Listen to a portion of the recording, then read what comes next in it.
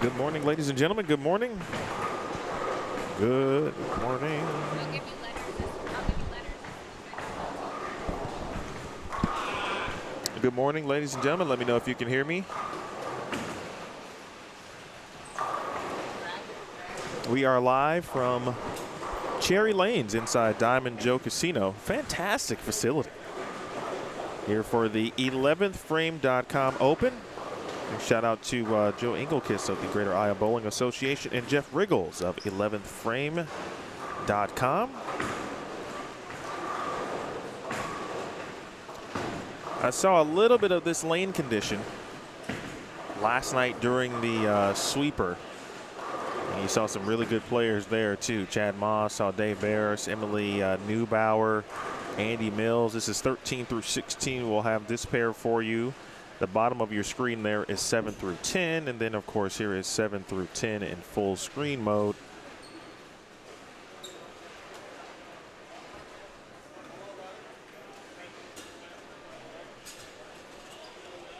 Lots of bowling going on today, just across the industry. So happy to be aboard here at the 11thframe.com Open. There's some PBA regionals, of course, the New Mexico Open. So if you would love to watch bowling this weekend, there is no shortage, and I appreciate you sharing a little bit of your time and at least a little bit of your day thus far with us here in Dubuque, Iowa.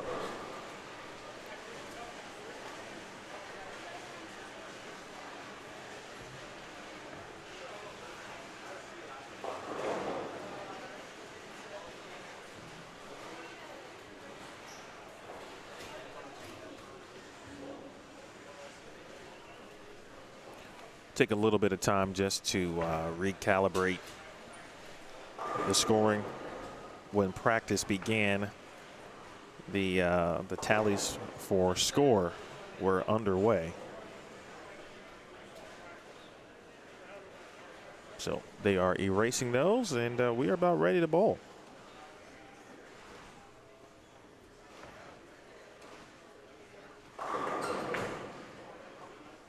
My name is Emil Williams Jr. Again, appreciate you tuning in. This lane condition 1.11 to 1 on the left, 1.66 to 1 on the right. Lane pattern can be, or I should say the details. It is actually courtesy of Brunswick. The details can be found in 11thframe.com. Of course, Jeff Riggles wrote about it in preparation. Preview story.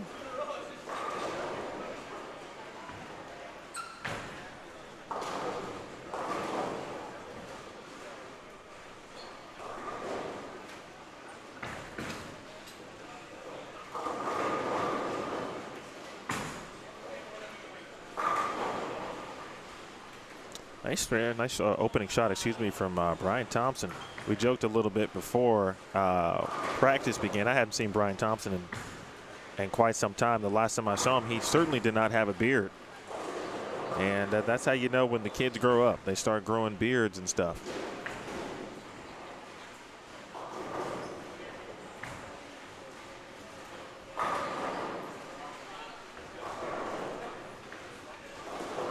Again, 7 through 10, and Devin Richards, Evan White,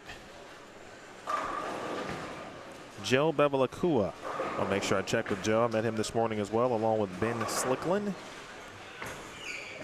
Then on 13 through 16, Derek Hayes.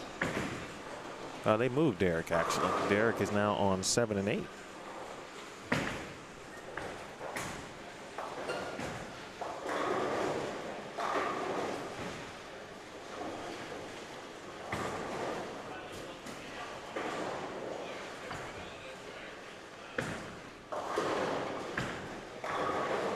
All right, there we go. So Derek Hayes, Brian Thompson, Ryan Allensworth, and Ryan Powers. 9 and 10 feature Greg Olson, Chad Witt, Darren Bloomquist, and Jasmine Snell. Darren Bloomquist took care of business last night in the sweeper. Going, I think he went 230 over at least for 5 to take home that dub. He is one of numerous talented players in this field, which from my understanding, and even just watching the sweeper though, It is. It's very youthful, and you would have that certainly with two excellent schools, really multiple schools in Iowa. You know, Iowa has become a hotbed for college bowling, and it's not just St. Ambrose or Mount Mercy, because those two certainly stand on their own as titans in college bowling. But man, you look at Clark, Iowa Central, Wartburg, Hawkeye, several community colleges that boast some talent. As you watch Greg Olson here. Now, back in the day, right, back in my day, when I used to bowl and bowl a considerable amount, I did bowl some Greater Iowa youth tournaments. Actually, one of those individuals who was helping run those organizations is here, Eric Liddick. He'll be here all day. He's got plenty of players in the field that either former players, of course, at St. Ambrose, current players that he is working with. So he is here throughout the weekend and will be here. So he actually will be able to catch up with Eric a little bit tonight. Jeff Riggles is going to stop by a little bit later as well.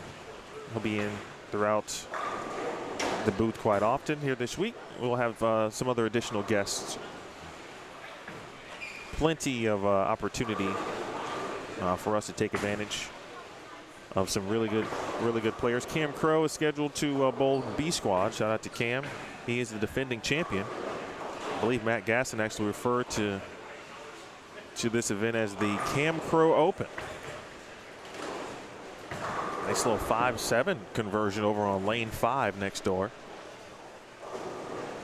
A couple of women in the field this morning too. I mentioned Jasmine Snell, Emily Neubauer, very talented player from Viterbo, an All-American. We got, I mentioned Chad Moss, Dave Barris, bowling this squad, Andy Mills. Here's Bloomquist. Very smooth. First time seeing Darren, I think, in person. That's right, Scott. Thank you. William Penn in the pantheon of Iowa schools for college bowling. I started noticing that about 2 years ago. You look at ITCs, you start to see the number of teams that were either advancing or very close, and then you'd go to the Junior Gold Trade Show and you see, maybe 10 booths worth of Iowa schools. Pretty impressive. Looks like we got 28 players this morning on this squad.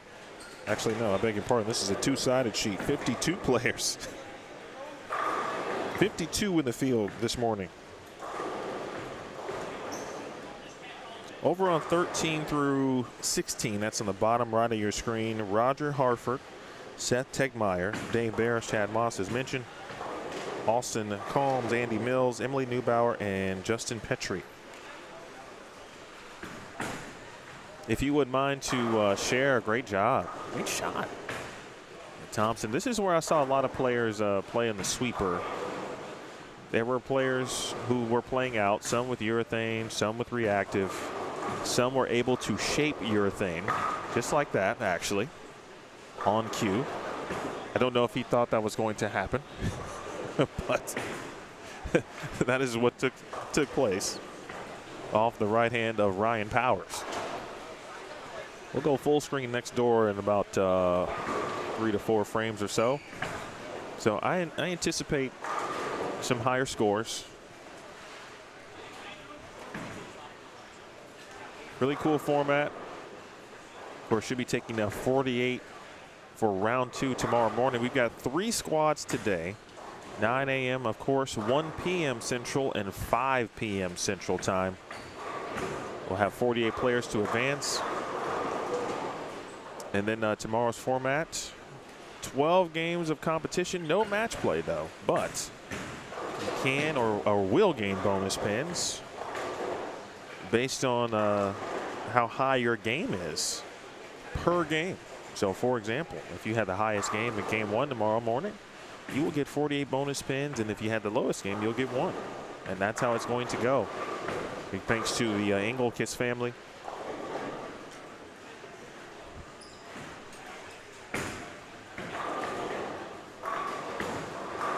What I was going to say.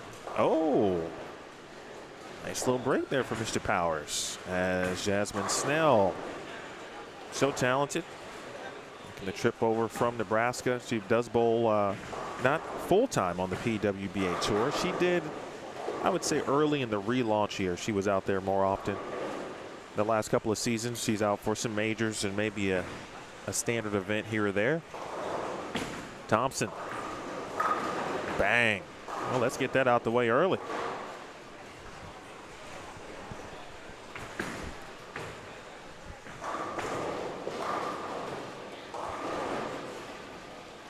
Can see a little bit of the squirrel, if you will. And just watching Greg Olson's piece of equipment, something that's got some shine to it. That one never quite saw it going left to right. ND Bowl TV, always a pleasure. Thank you for your continued support. Believe it or not, I think, you know, live streamers in this sport,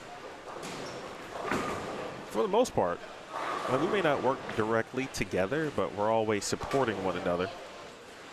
Because no matter what tournament you're doing, hard days, long hours, but it's all worth it in the end when someone is crowned a champion in that respective event, and that's going to be the case for several events this weekend across the industry. If you have not subscribed to Bowlstream TV, certainly would appreciate it if you could do that and share. The mission is 10,000 subscribers, just over 9,400.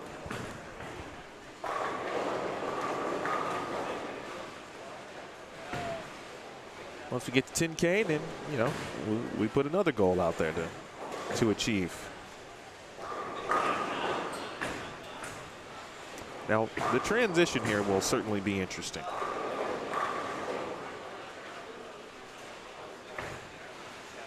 Last night it was interesting, but I don't think it was detrimental to anybody in particular.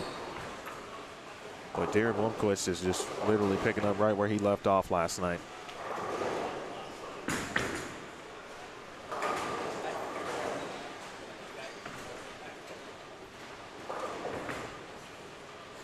Three-bagger now for Thompson.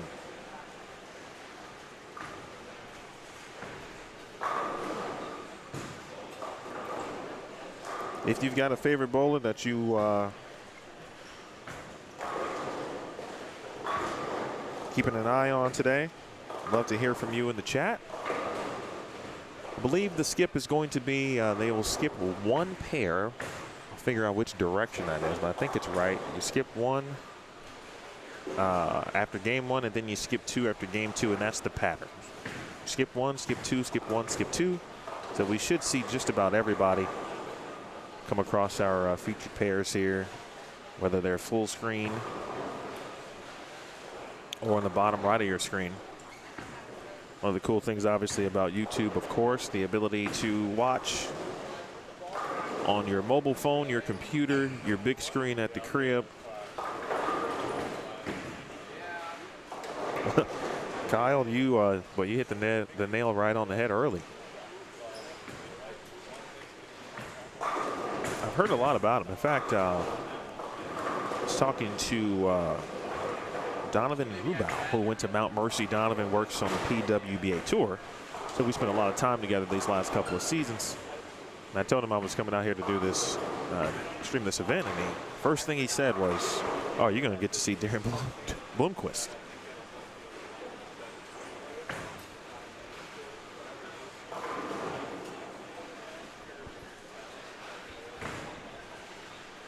In fact, someone was just telling me a story this morning. Andy Belo. We were talking about Darren, who won the Iowa Open, the GIBA Iowa Open. Oh, you got missed room, Brian Thompson. Take advantage. Take advantage.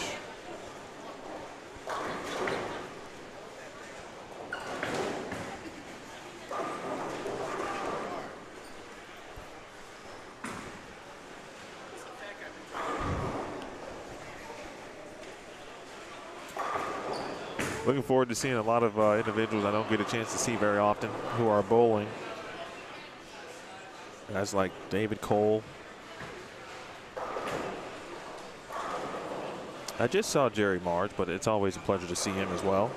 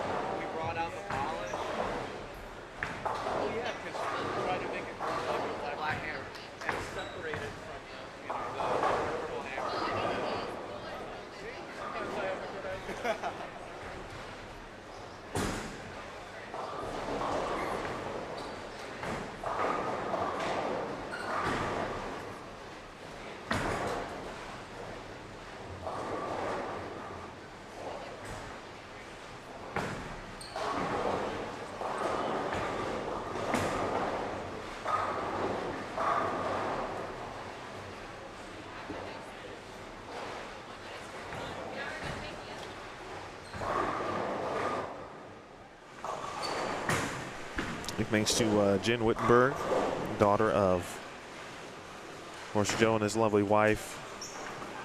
She's awesome. She handles a lot of the data entry and the formatting, especially for tomorrow when it gets tricky with regard to the bonus pins and such. Hello, Brian. Well, obviously,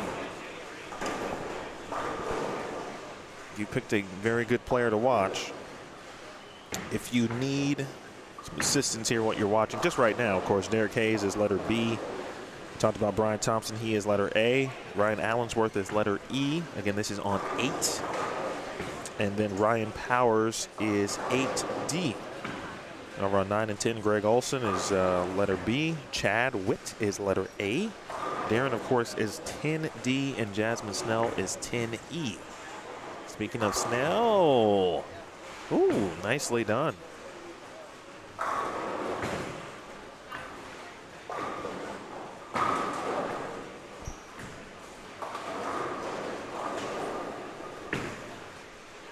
Derek Hayes, his dad watching behind me. Had a good combo this morning. Just talked about, of course, where to watch, some streaming. Turns out Derek wants to be in the sound engineering field, and we joked, well, this will be the most entry level with regard to sound engineering. You only got to worry about 2 headsets here. When you get to the level I'm sure he wants to get to, that's when you got to think about there might be 15 mics or more you got to handle. Thompson, good shot.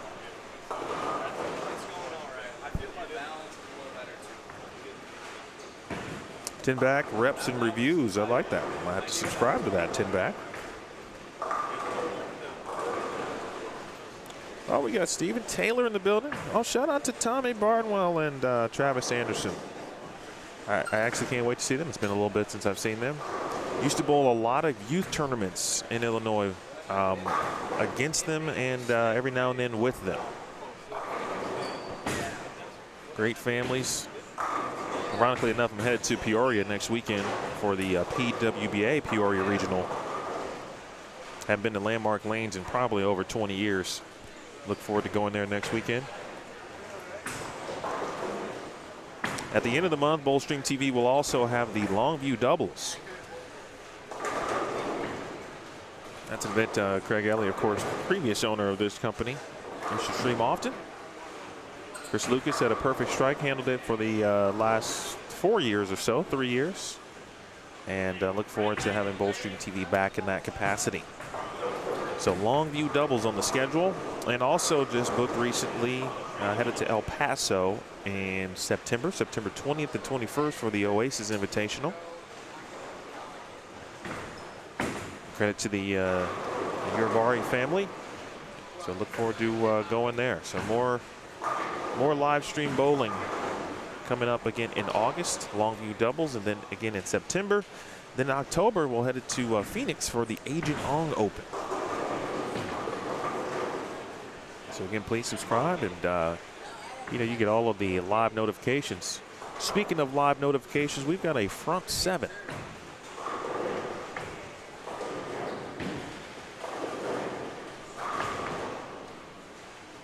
And just as I was about to hit the button, that run ends in frame 8 for Seth.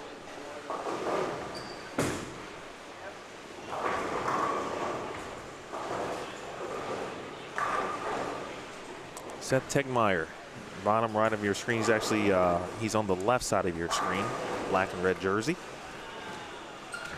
Dave puts his ball down. He is awaiting for pins.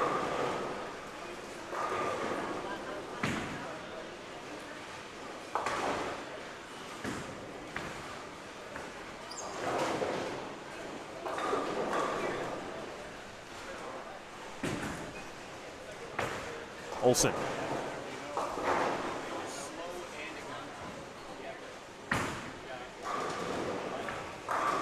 There is a little bit of an OB. I'm guessing if it's the surface perspective, like if you got enough surface, maybe you don't see that. Maybe.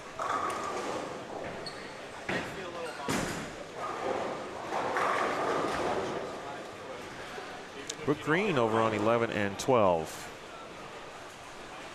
Brooke Allen, they should say, just had a baby. Braylon. Congratulations to her and her husband. That's fantastic.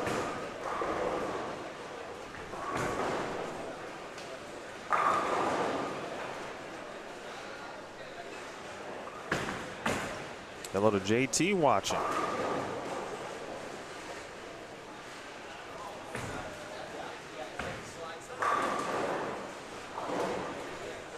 I probably know about 18 JTs.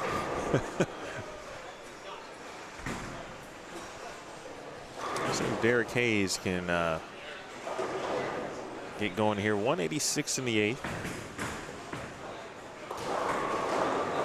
Just trying to finish strong. And strike spare. 5 bag in the split in the 8th. Spare here gets in the, possibly in the 230s with a double in the 10th. Seth did make that spare. In fact, we got another front 8. In fact, let's take you next door here.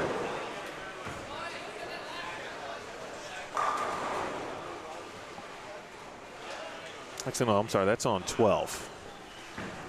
We'll give you the play-by-play on lane 12. 12E. Looks like Dan Gifford with the front 8 over there.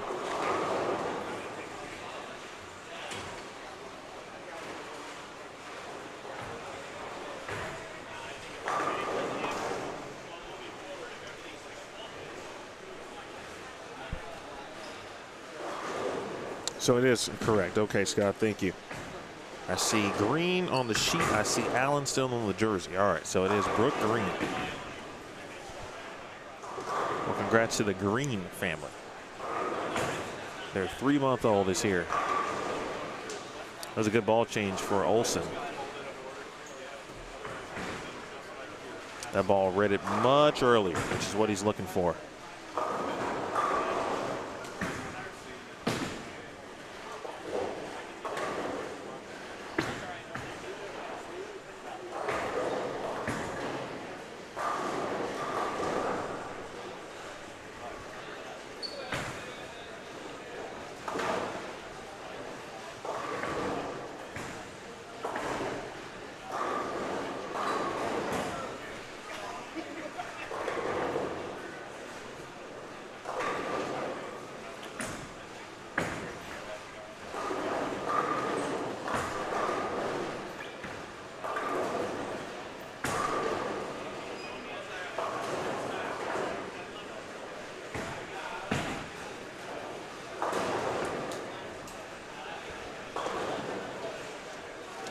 some quality scores here. As we discussed, an opportunity at 279. By the way, that front 8, unfortunate open. It was a split in the 9th frame from Gifford.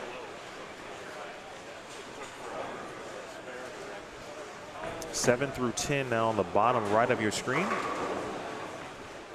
Keep you updated on scores. Ryan Powers is going to be in the 230s. Strike gets him to 239. Brian Thompson did make the spare strike. Will get him to 216.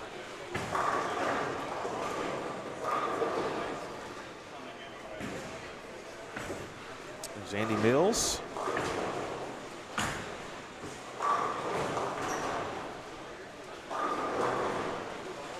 Brian Thompson made a ball change. And I don't know what it was. I don't know if he gave urethane a look. But that ball did not see it at all. Much different, obviously, than his Ion Pro Max.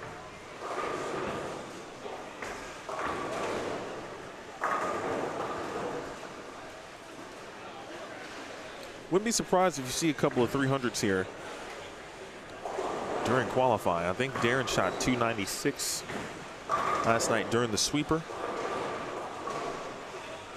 Speaking of Darren, will try to catch the end of his 10th frame. He can shoot 279. We got 279 possibilities here from Seth Techmeyer. Always enjoyed watching Chad Moss bowl.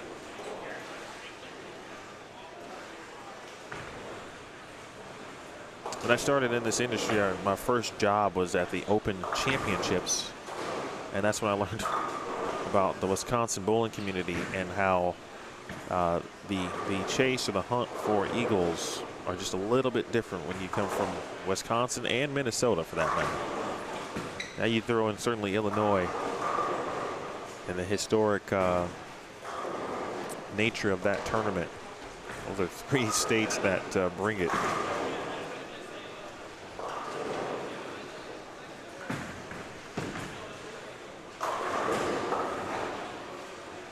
Emily Neubauer, spare puts her in the 220s.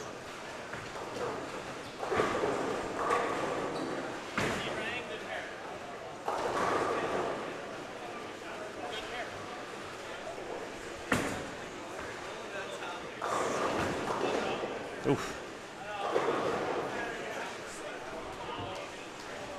Seth got the first. Next one puts him in the 270s.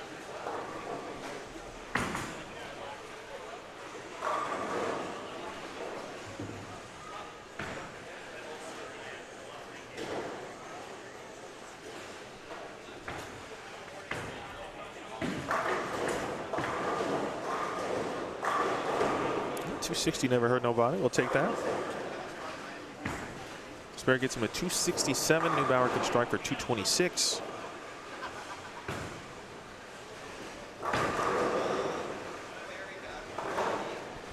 We'll screen back to Darren here.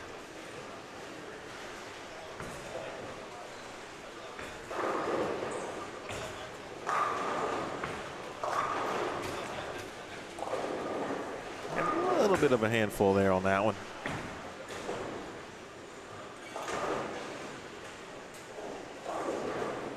He can shoot 257 now. He's got to make the 310.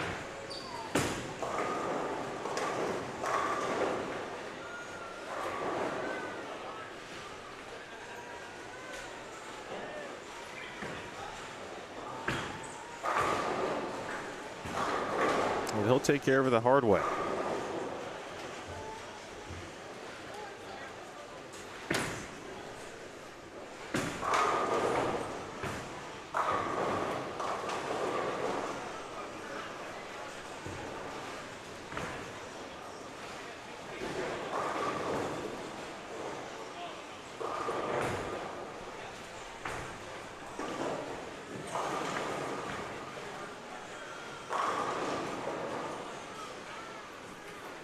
Excellent game, and it's not the high game.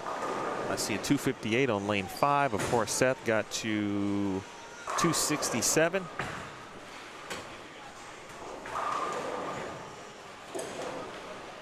And 12E Dan Gifford, as mentioned, he too can get into the 260s now.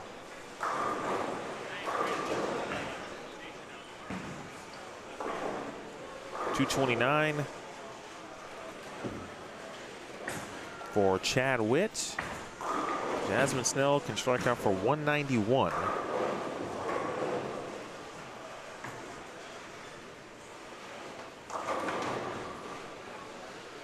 There's the first. Petrie finishing up.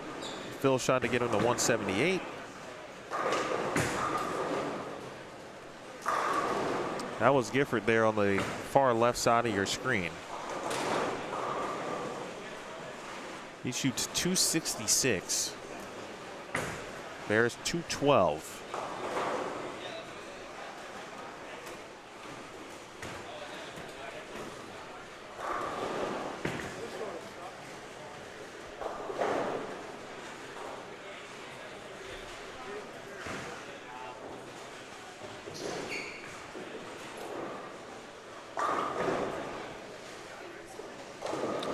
Other players finishing up.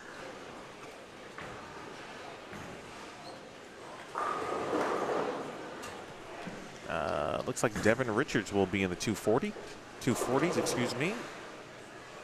Justin Aboud was over there on that pair. He was on 3 and 4. Mr. Hayes got to 225. Speaking of Derek, 225 for Derek Hayes.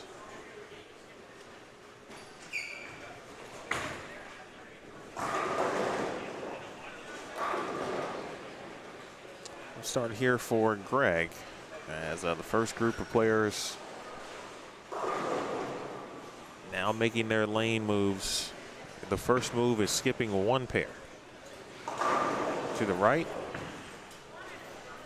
Aboud 4-pin.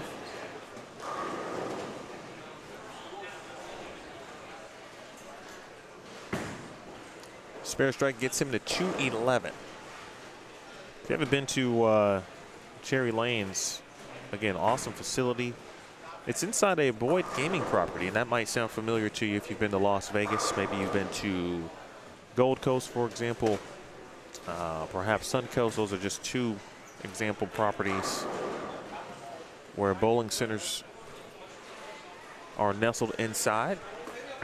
So they got a Boyd gaming property and a bowling center in Dubuque, Iowa.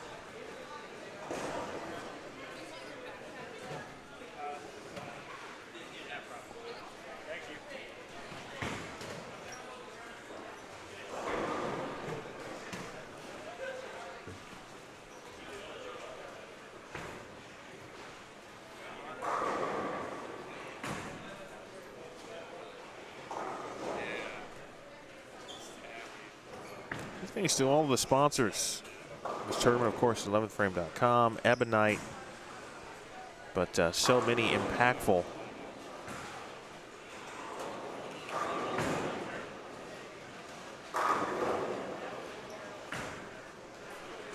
sponsors with regard to IAMBowling, Kwik Star, of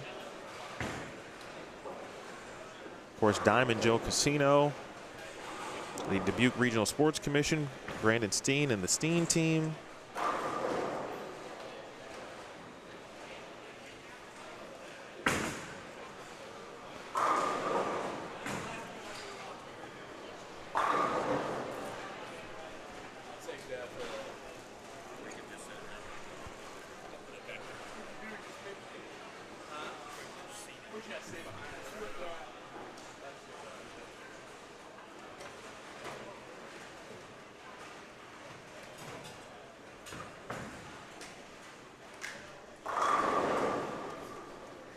Rick Green getting things started here with a strike. We've got bowling on 9 and 10. 7 and 8 is about to begin.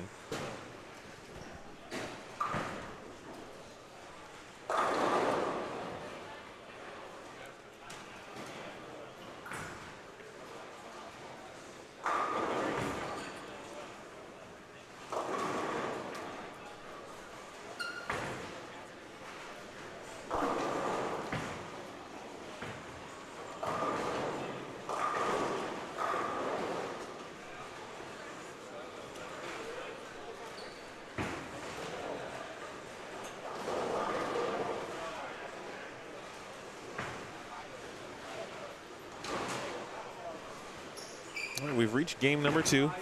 Good, how are you? We got Jake Bedard in the building. Shout out to Jake.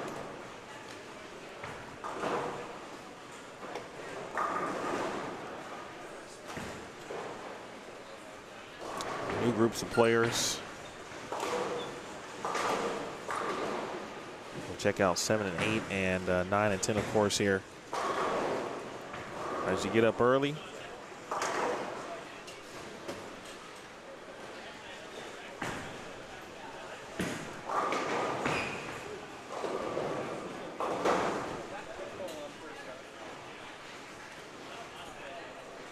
Richards, who did shoot 240. Take a look at him on 7 and 8 in a moment. We'll see if this group of players have these pairs somewhat similar.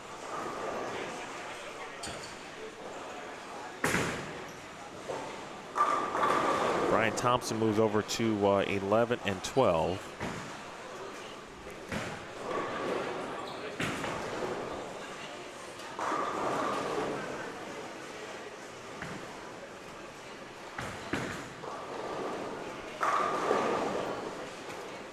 Ryan Powers, who was really good to start as well. He's there, putting up strikes early. Game 2, A squad, first squad of the day.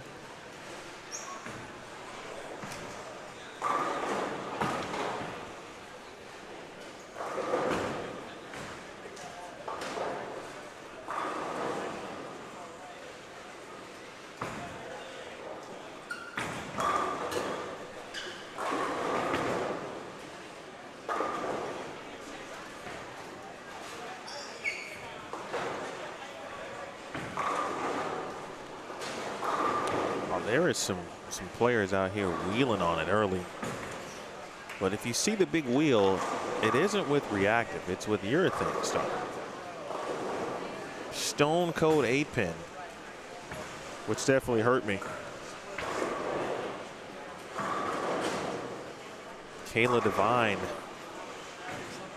I'm glad I only saw that on the, well, I did see it with my own eyes, but the small screen as opposed to the big screen. On that same pair, Richards had stoned a 9-pin just before her 8-pin.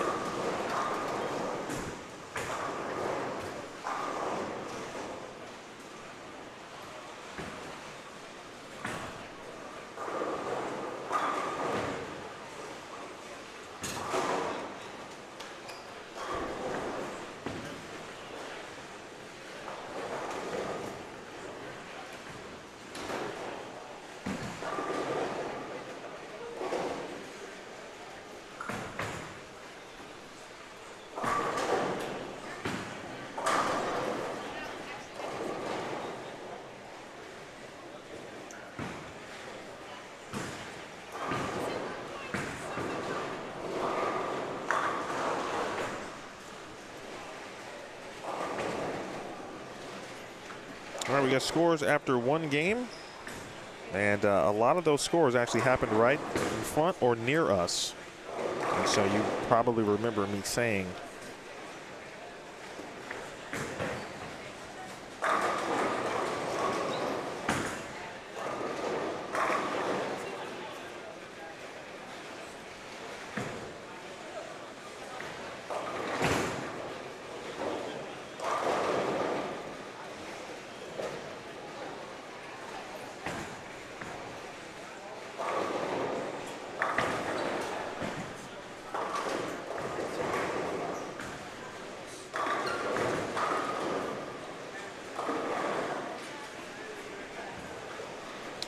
throw some scores on the screen for you.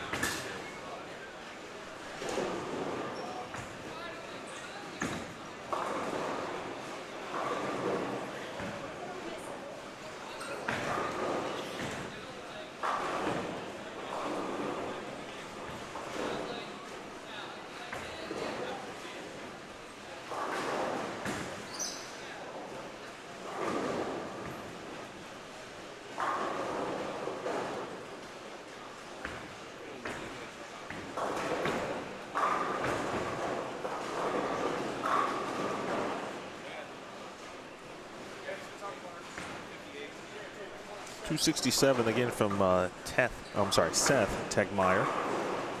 Look forward to that, JT, by the way. But you've already made it, that's for sure.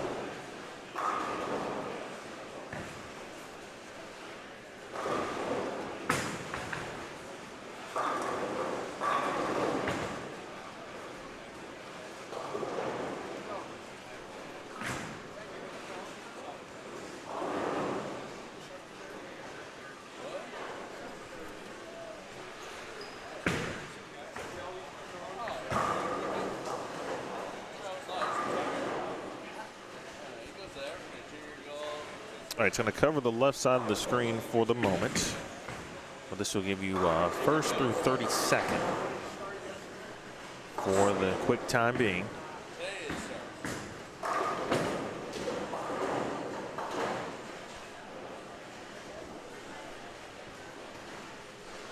Again, Seth, 267. Dan Gifford, 266. Ben Slickland, that's a dope last name. 258. John Shallow bowling. Okay. Seen John in a minute. He, along with Darren Bloomquist, 257. Devin Richards, 246, along with Josh Kennedy. Hawk Ryan, 245. Elias O'Halloran. I think Elias won junior gold a couple years back. Certainly was on the show. I'll check that. Evan Flath, 10th, 242. You see 32nd down there at -8. To give you a gist, right now there are 28 players who are plus. After game number 1, there's a player you didn't see.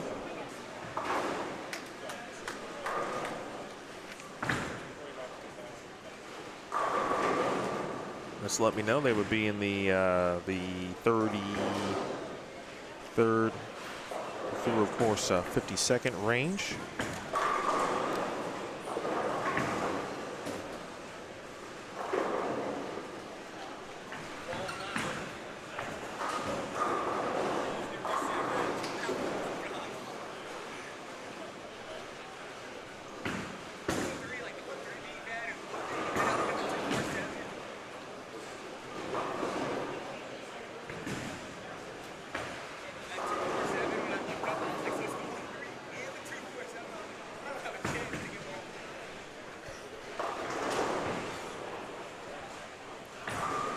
I heard some chatter last night about, the fresh was pretty solid, and then about after a game and a half, so we'll just call it 2 full games. The transition started to happen early, with accordance, of course, to urethane, but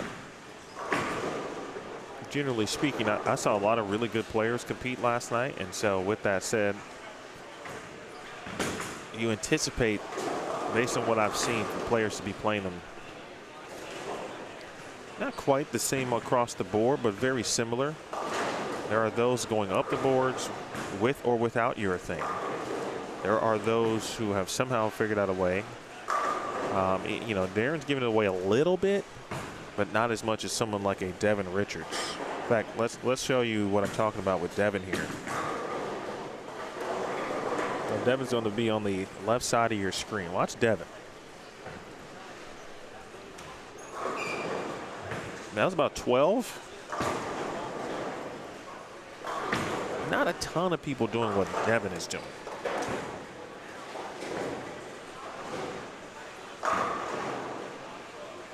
But there are more people, or to some degree,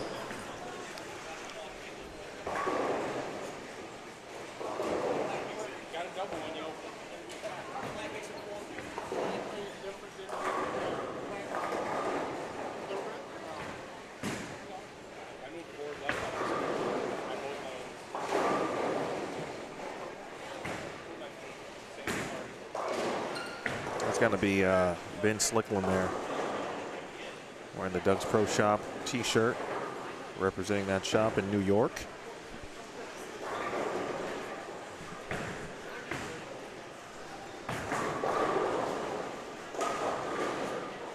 Derek Hayes moved down to lane 13.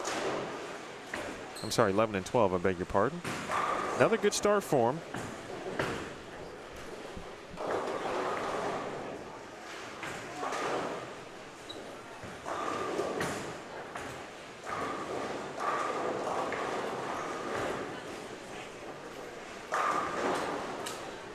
Justin Dubuque, boy, he never had any trouble with ball speed when I watched him compete at St. Ambrose, and that's still the case. He's got a great family.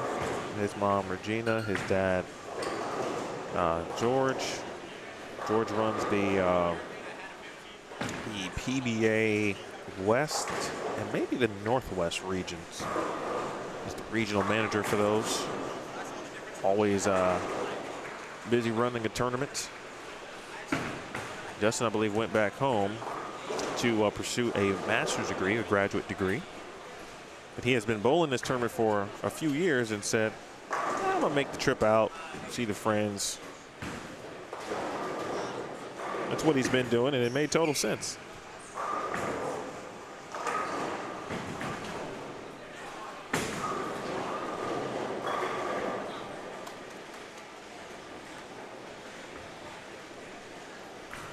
Be curious if young Mr. Richards here will be competing at one of the local collegiate programs. He's pretty solid. There's Joe. There's a good look at, it was just a 5-pin, but it gave you a good idea of where your ball's going to hook. Again, 1.11 to 1 on the left and 1.66 to 1 on the right.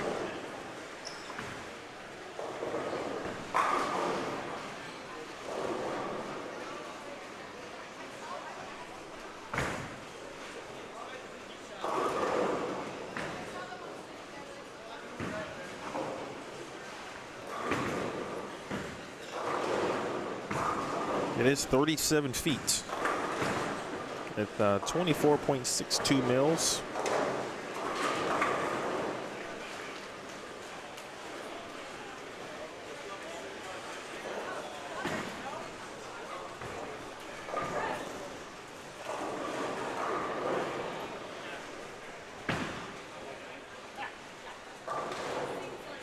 This is the event today where, again, I anticipate someone to shoot 300. We've got a front 6 alert on lane 12.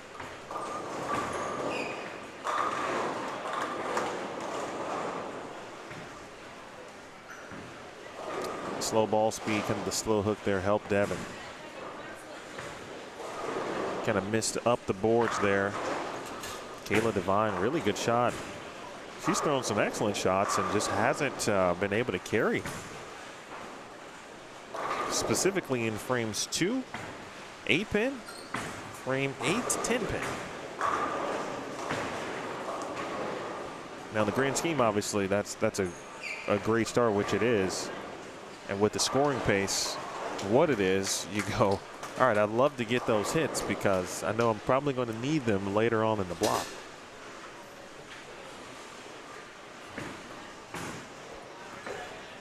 Here's Gage. Wow. Holy mackerel. Whoa, what ball was that?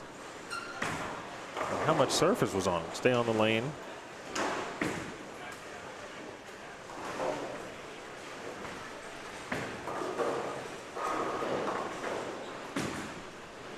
As everyone continues to awake this morning, we appreciate you tuning in here on Bowlstream TV, watching the 11thframe.com Open. Thanks to the Greater Iowa Bowling Association. Joe Engelkiss has that for many years, tournament directing for more than 2 decades. Of course, Jeff Riggles runs the 11thframe.com blog.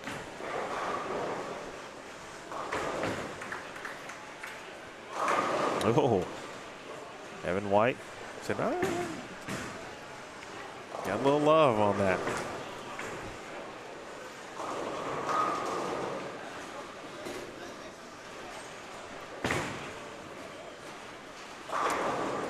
I would put it this way, and there's a lot of really good bowlers still to compete. But based on what I watched in the sweeper last night and even now, if you have any clue how to bowl with urethane, you probably want to give it a whirl this morning or this afternoon into the evening when you compete. If you don't have a clue, there's still some opportunities with reactive. And I'm curious to see how much reactive will be on the lanes as we get later into the block. That will be the key. Obviously, B Squad will know all of those things. They'll be watching, and then they'll put all of that info to use. You know, on a 3-squad day, generally speaking, at an event where there could be varying skill levels, B Squad generally is one that just kind of runs them over as a group.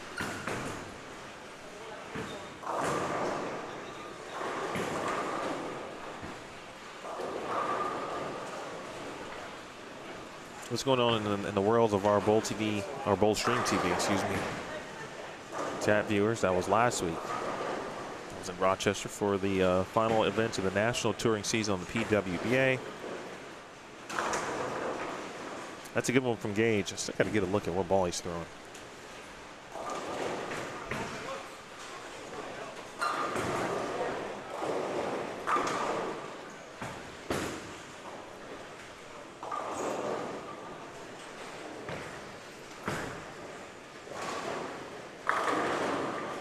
Appreciate that info, Tim back. That's a good note too. Just saw a lot of levels go down the lane in Rochester, and they can be confused for urethane.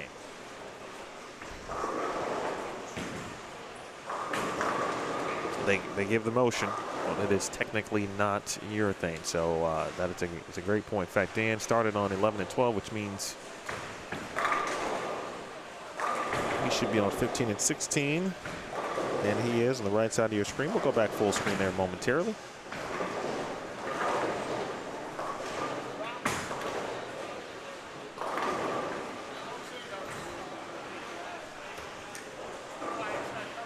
Justin Abu, who got up to a little bit of a slow start in comparison. He shot 201. Right now putting it together on 7 and 8. Good spare.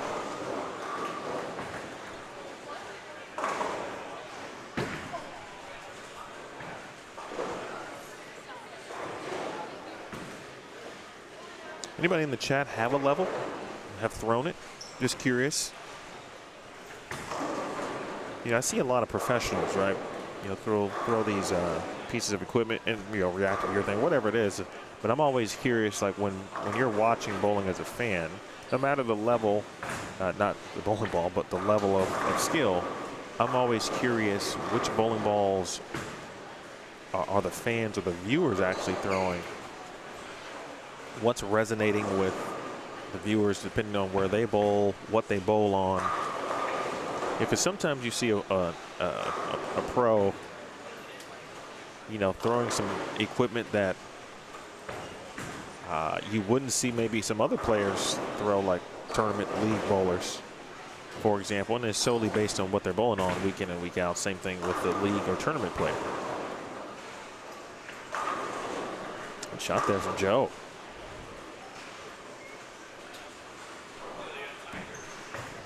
He had a good conversation. Not gonna put all his business out there in the street, but a pretty cool convo I heard him discussing this morning. He sounded like someone who is a cool dad.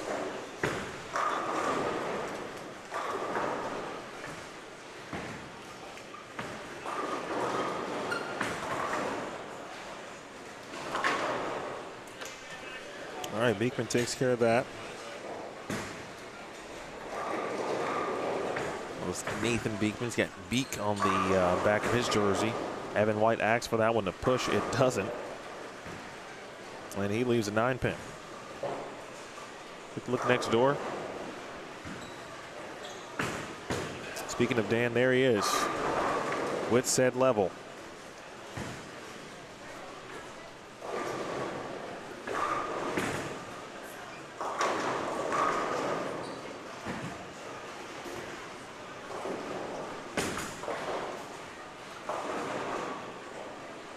Brian Thompson just got himself a very, very nice break. able to roll a 2 for it. So he is a couple of strikes away from a game in the 240s.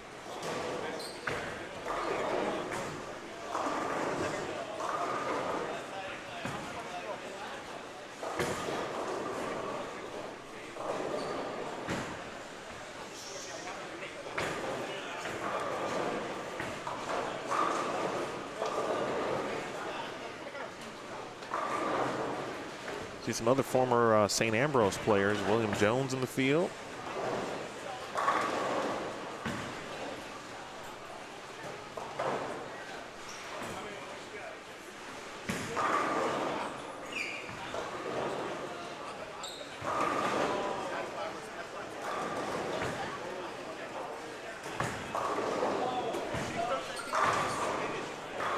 A lot of 8 pins. Look at Derek.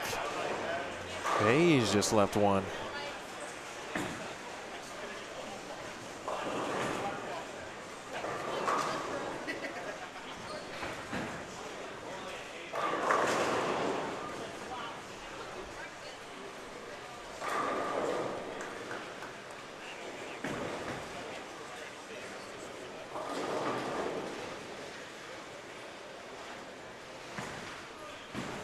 The level certainly does look situational, and if it you know gives urethane-like reaction, but it's not true urethane, you probably still wouldn't see it a ton in league.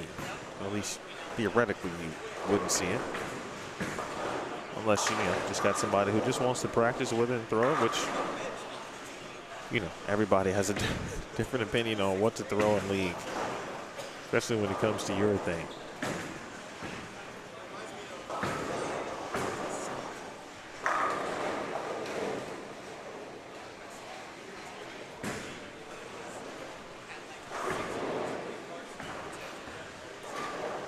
Well, Richard shoots 203, by the way. Oh, spin it, Joe. And the spinning 5-pin.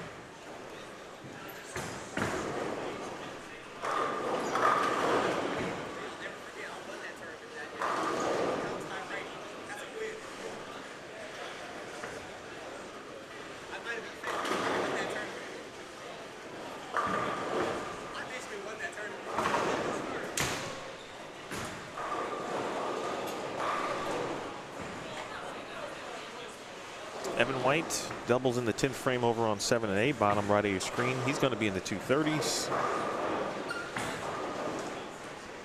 Kayla Devine shot 225 on 7 and 8. Well, that's going to prove to be a good pair. Big score brewing on 5 and 6 too. Josh Kennedy trying to finish strong. One more puts him in the 250s.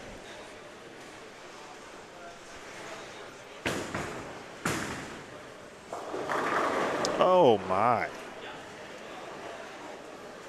Okay, Dan. We see you. That's going to be 266 first game now, 250 plus here for Dan Gifford. Meanwhile, Seth next door. Hard to see what he's got going on lane 17. But there is a 250 plus game over there as well. 17 and 18.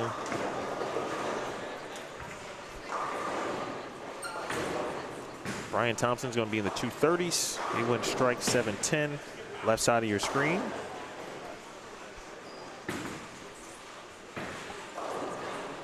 And Brian's going to be out of camera range for at least the next handful of games.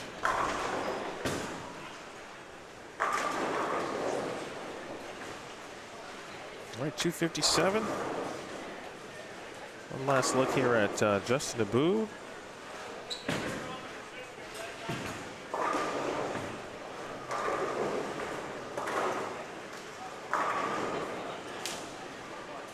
All right, he'll slap that out for good reason. He'll be in the 250s himself. 9 and 10 still in the 10th frame. Or in the 9th frame, I beg your pardon. They're finishing up.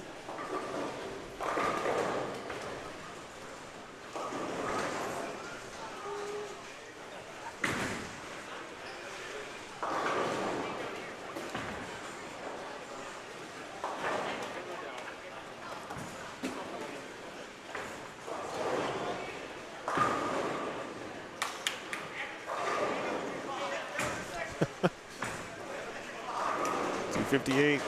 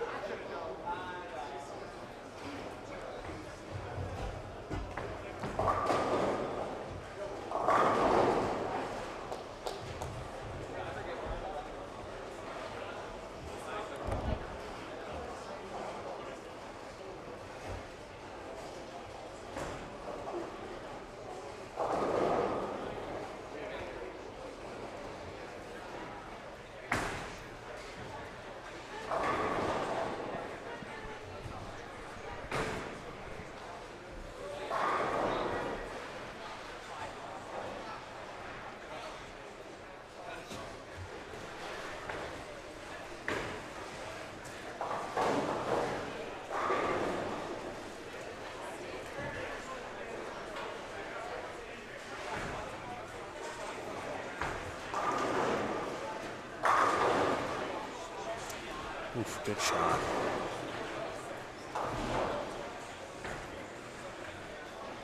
Beekman's going to be in the 2-0s, 2 teens for Ben Slickland.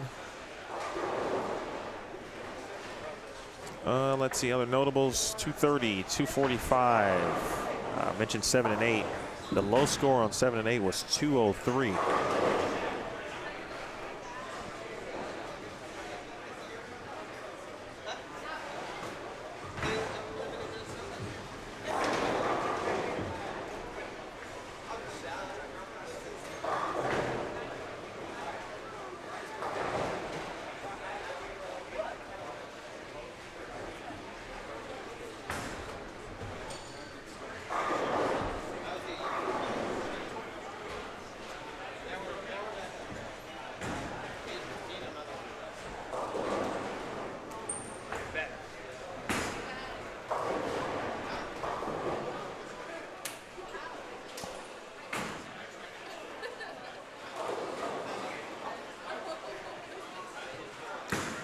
Interesting game here for Gage. He's had some balls go immediately left.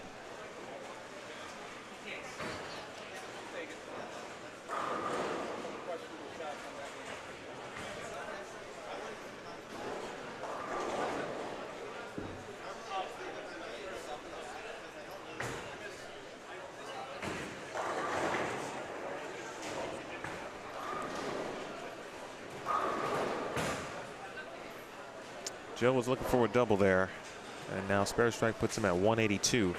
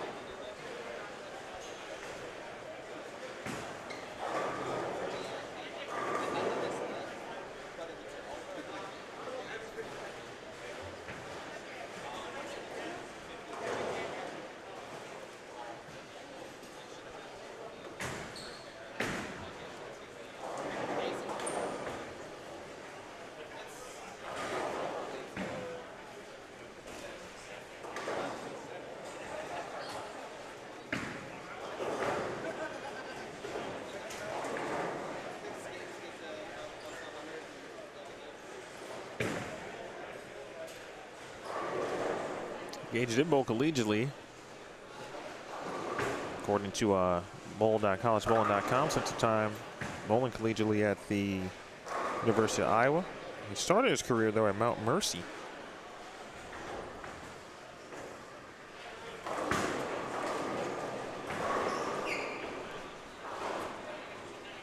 Yeah, just like that, 7 through 10 complete. We've got a few bowlers already on 13 through 16. Let's take you there to start game 3.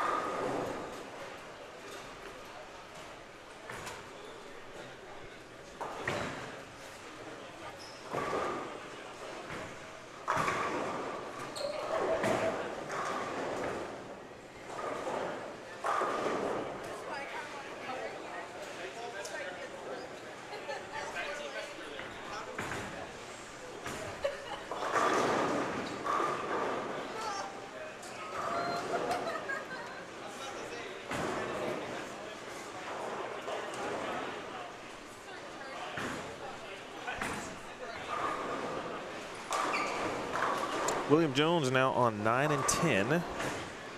We've got Dave Jones there as well, along with Matthew Cleveland.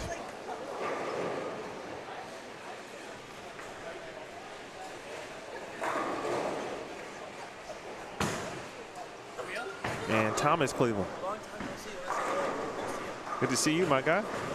John Shallow. I think he's going to be on 7 and 8. I mentioned him earlier. Should be a good pair. We got Andy Belo, John Shallow, Jake Bedard, and Jake Harrison on 7 and 8. And of course, the group we just watched on, or groups on 13 through 16. We'll start here and move down here in a moment. Almost 10:30 a.m. Central. B squad will begin at 1 p.m. Central. C squad hits the lanes tonight at 5 p.m. Central time. Oh, and Andy Belo sending pins early. I think this would be a very good cross. If you're trying to figure out how to properly play the lanes, some good crosses on 7, 8, 9, and 10. Jack, great question. The last time I looked, I didn't see Derek's final score. I think he had 202 team still as a possibility. Does that work?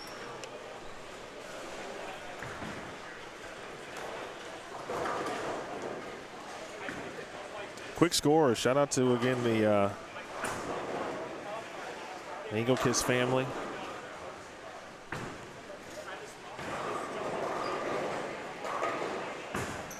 Jen handling scores and input.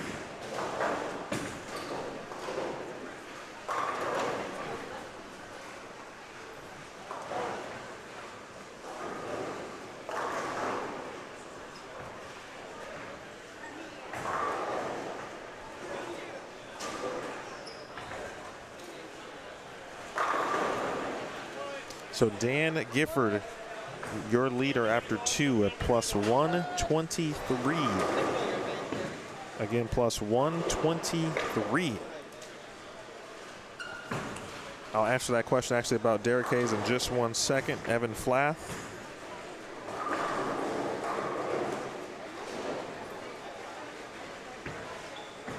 Is second at plus 98. Josh Kennedy third at plus 91. Ben Slickland is fourth. There's a tie for fourth at the moment with Ryan Powers.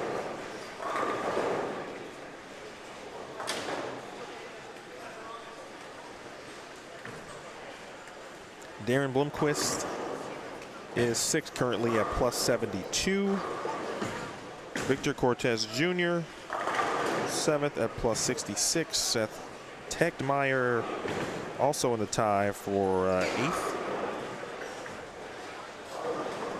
At plus 59 with Justin Abood, and a tie for 10th.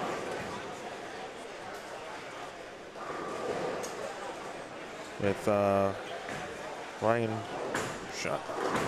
Schottmer and John Shallow at plus 50. So 50 over right now is 10th. I'll throw those on the screen for you in just a moment.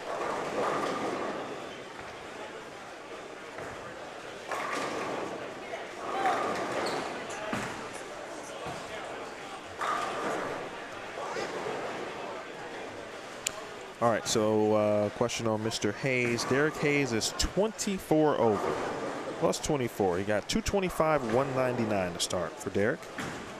And any other questions about a particular player, I'm happy to tell you where they are in the standings. And again, 1 second, and I will post those for you.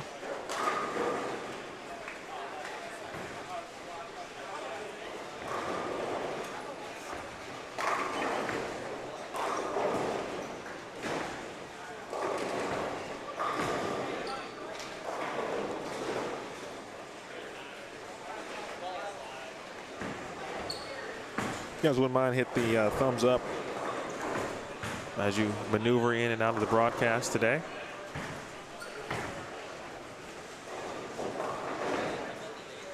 Mentioned the goal.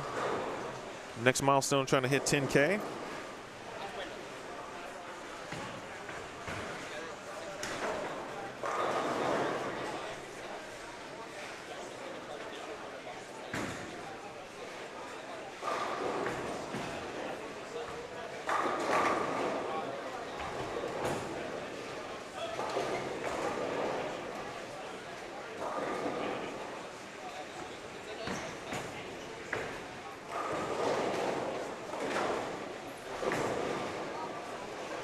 So hit the thumbs up and subscribe if you have not.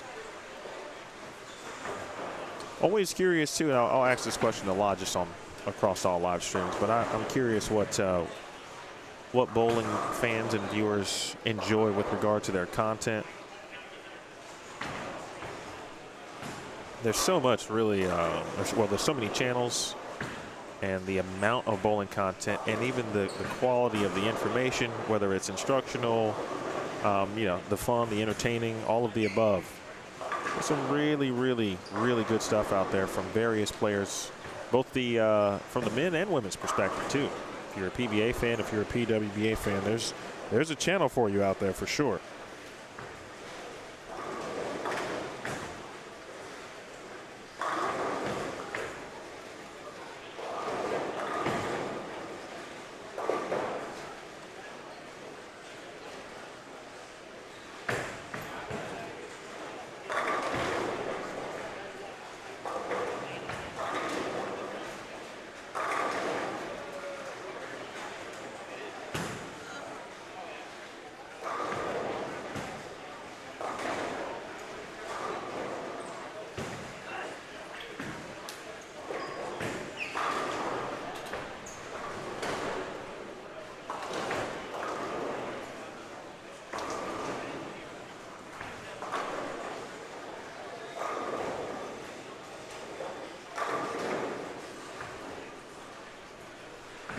The history, and what I realized too, it's like, sometimes you get to a new audience.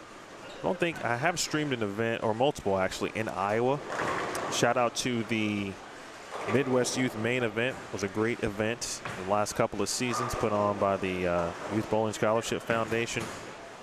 Angie Erickson and Matthew McConaughey and Brandon Steen and Kelly and so many others. They were fantastic and are fantastic. It's my first time actually streaming an event in Iowa for myself. I've been to a couple of events in Waterloo, of course, with Bowl TV, specifically in 2023, the PWBA Tour. So kind of reintroduce myself. Certainly, my name is Emil Williams Jr. Handle things here at Bowl Stream TV. And continuing to grow, steady growth. But I am looking to add some additional content. That's my next goal. Two goals, actually. The content, and then to find the time to actually produce said content, which I'm working on the time part. But I spend a lot of time on Bowl TV, which is, of course, where you find the PBA, the PWBA, high-level collegiate tournaments,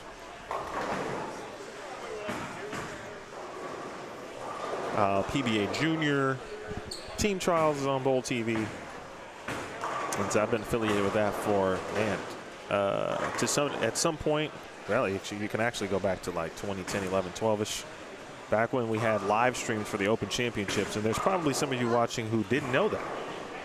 And you go, wow, that's a great idea. I'd love to see live streams at the Open Championships. Well, they used to have those.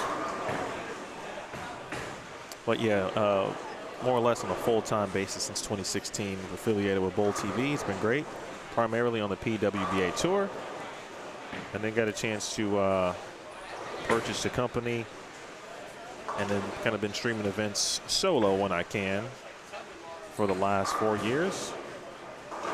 And now trying to add the next layer, if you will, to this particular channel. And that's why I asked, hey, what are you guys watching out there? Kyle, I'll answer that question in just a second, but I like to use Wirecast. It would be in the realm of vMix, which is also a very popular video streaming or switching software. But I've used it for a long time, so it's one of those. But you can also use OBS and achieve some of the same things. Obviously, a good internet connection, though, is you need that one first and foremost. Dwight, what's up? Good morning. Calvin.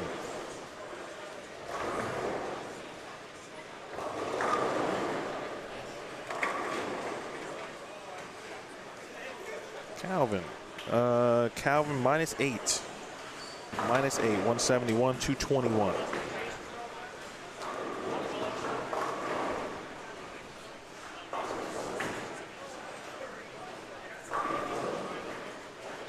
quick look at our new group.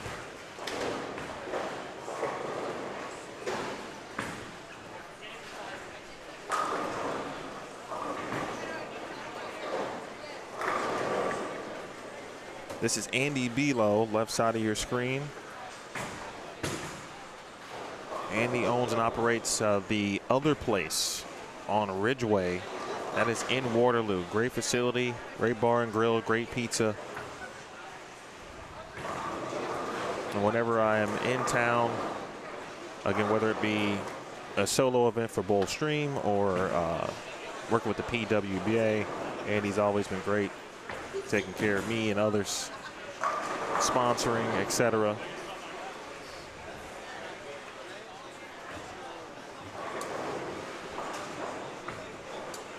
Again, this group, that was Andy Belo. We got John Shallow,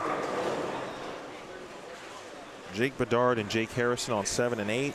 On 9 and 10, Matthew Cleveland, Thomas Cleveland, Dave Jones, and William Jones. Will went to St. Ambrose. John Shallow, back in the day, went to Wisconsin and Whitewater. He actually bowled collegiately at the same time that I did.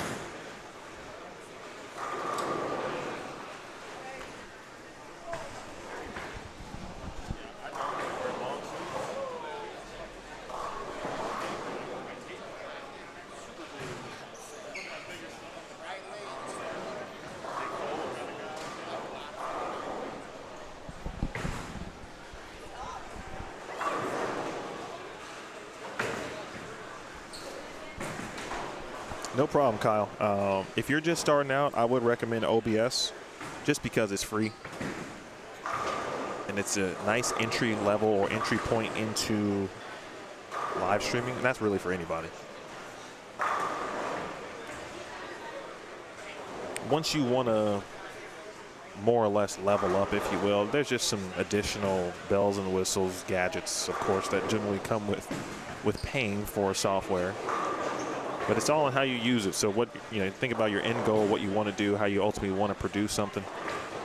And if OBS can get you there to start, I'm sure it will. Take advantage of that. And then when it's time to kind of, maybe get to some replays and different things like that, that is generally when you have to kind of level up. Now, there's all kinds of tools out there, though. So do a little research. I actually need to do some more research. What can be added, what I can add that won't cost me a grip to fly with. That's another issue. Mr. Harrison, he's the first person I've seen now kind of, if you will, make the big jump with what looks to be reactive. I'm gonna double check, see what's on this ball return here.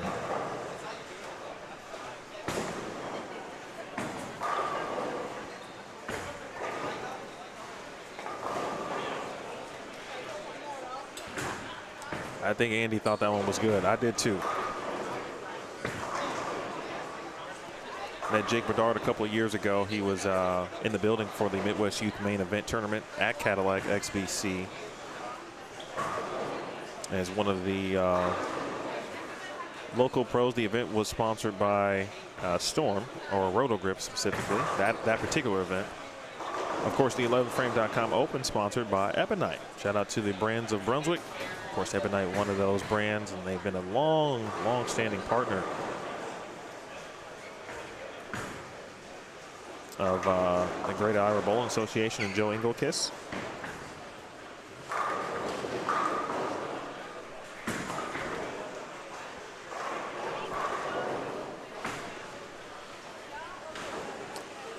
Let me get these standings ready for you. Shout out to Storm B.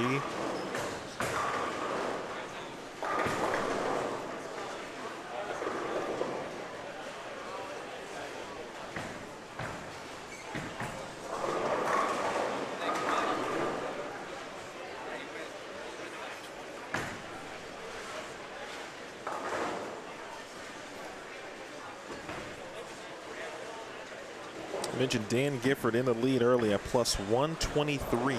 Plus 123. There are 28 players plus.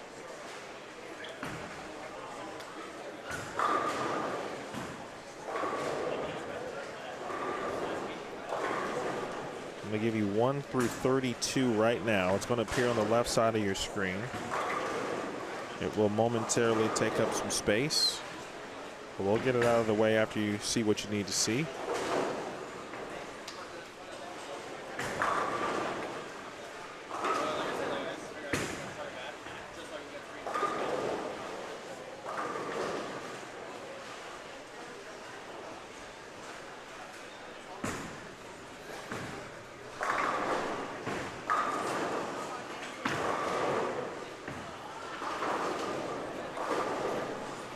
Again, Gifford plus 123, Evan Flath plus 98, Josh Kennedy third at plus 91.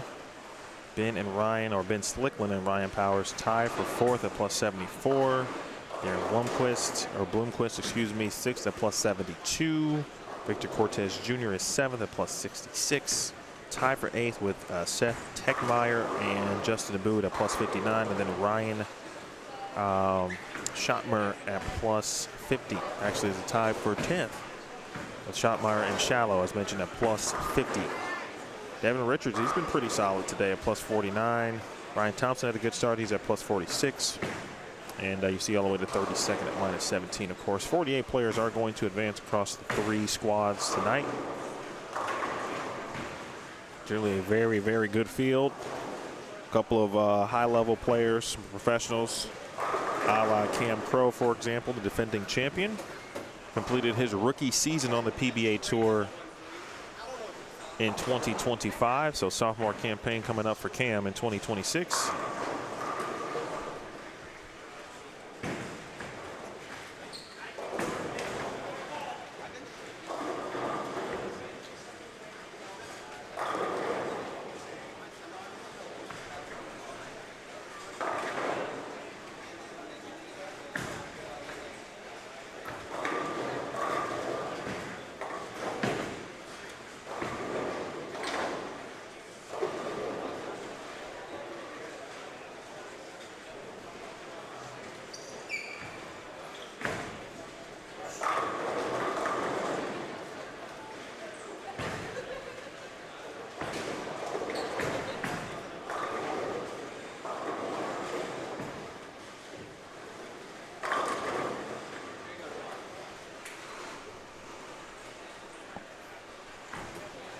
Still believe we'll have a couple of honor scores throughout the day. This B squad is pretty stacked.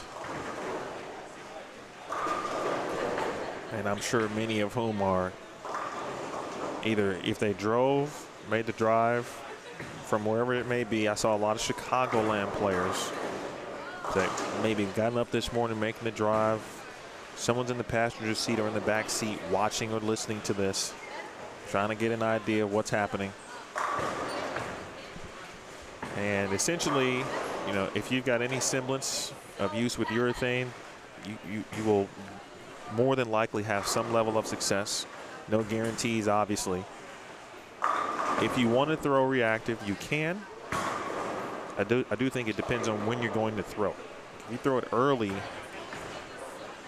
I think you might want to allow the back ends, or I should say really allow the urethane to help you keep reactive online. A little bit of carry down as the oil pushes.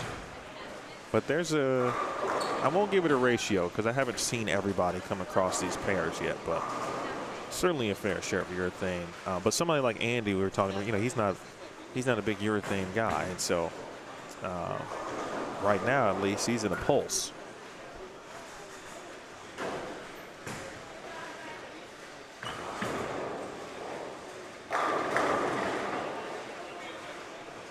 Mr. Harrison, though, minus the miscue in frame 2.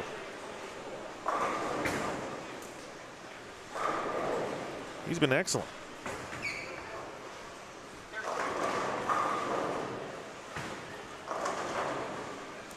That right there, I think, is a product of urethane. That ball looked like it wanted to make the turn, kind of get up the hill, and just kind of said, ah. That's where it starts to get tricky. And as this block continues on, what will games 4 and 5 truly look like?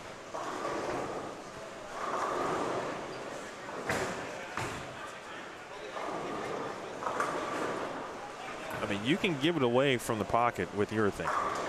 You do need to be closer to it, certainly to the friction. It is 37 feet.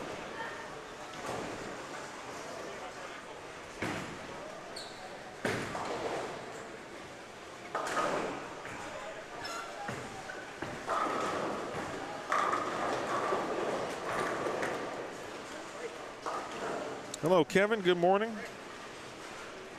Christine, let me double check that. I thought they were going to be on the GIBA Facebook page.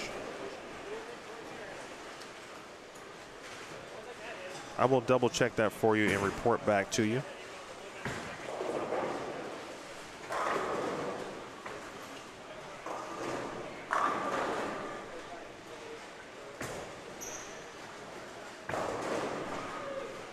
Good question, Storm P.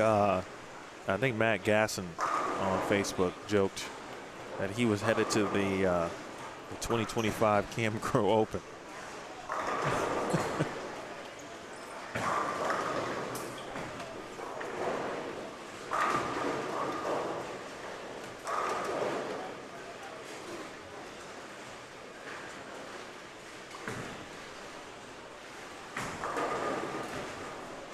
Gasson, a past winner, past champion of this tournament. Mac McNeil has won it a couple of times. Andy Mills is a champion. He's bowling this morning. I think Jerry Mars is on his way. He won it in 2020. Some good players. Nate Stubler, Nick Pate, Dakota Salonka. Very good player out of St. Ambrose as well. And, of course, Cam Crow. All past champions along with Jay Watts and Adam Morris. First event was held in 2012, no event in 2013, and there has been an event every year since 2014.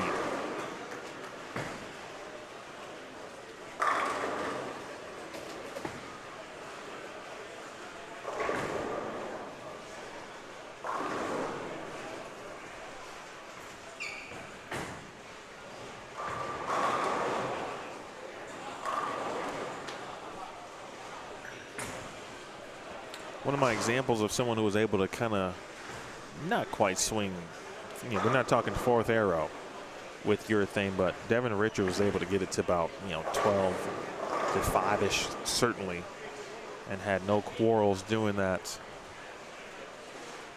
He can shoot 2-0, looks like on 13 and 14.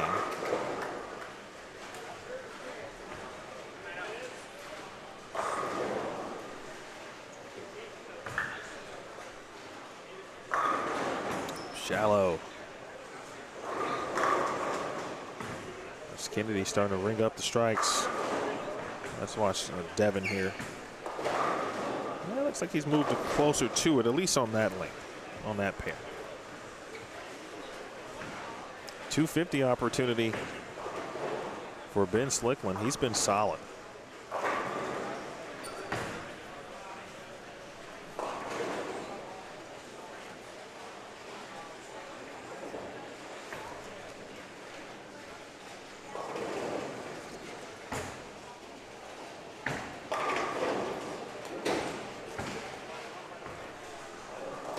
Beekman put up a nice game here. Beekman shoots 242. Slickland again 255 so far. Slickland has been 258, 216, now 255.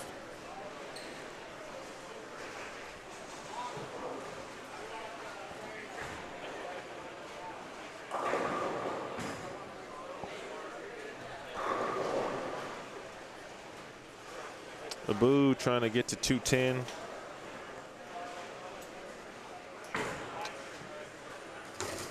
Gage, who boy had some trouble on 9 and 10. That was not his favorite pair, but he managed to sneak out of there with a decent score still. 2 in the 10th gets him to 230 plus.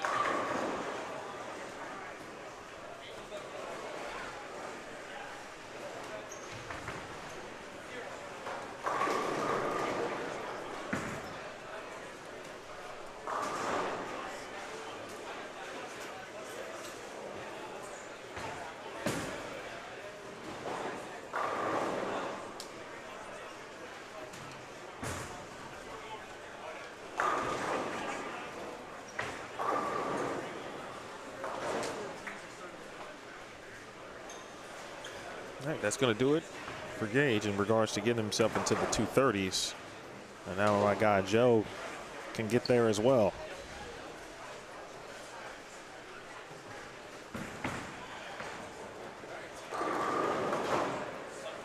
Joe was throwing a purple. And looks like he's made the move to reactive. The other thing, too, is you can throw reactive and play up 5. I saw Brian Thompson do that in game 1, and he did it very well. He also did it in game 2. So that's also out there. And on 11 and 12, we've got a 279 possibility. Looks like from Jace.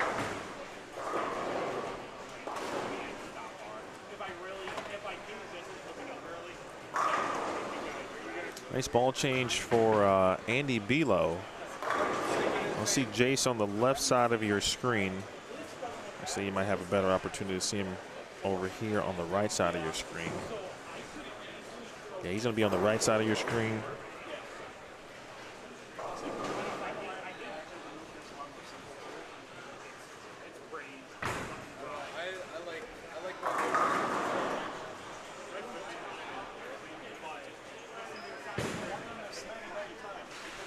His score was only 11. He's on 12. He is in the 270s.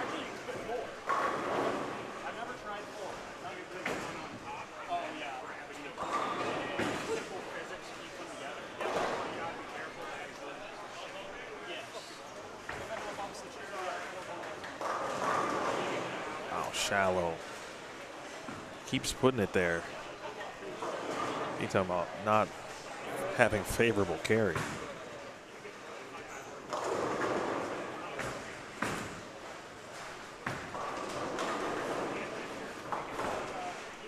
Final shot coming up from Jace. He's going to be on the left side of your screen. That's why we're here. And that is 279.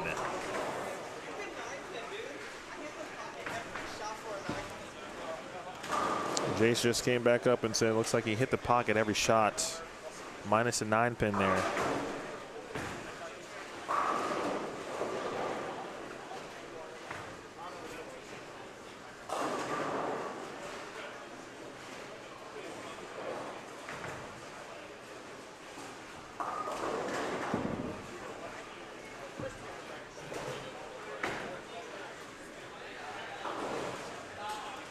Give you a little bit of an idea of where Jace was playing.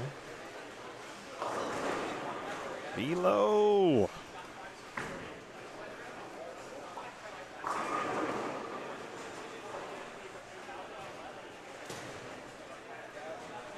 Run that back a little bit.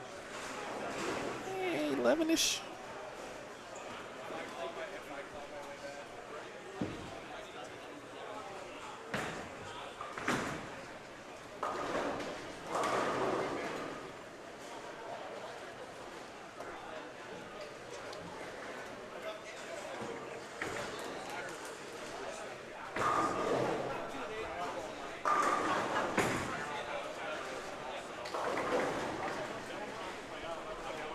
These squatters are here and ready to get after it here. All right, strike gets Belo to 170. Harrison, strike gets him in the 220s. We've got bowling already on 1 through 6. They're in the game 4. We will be there in just a moment.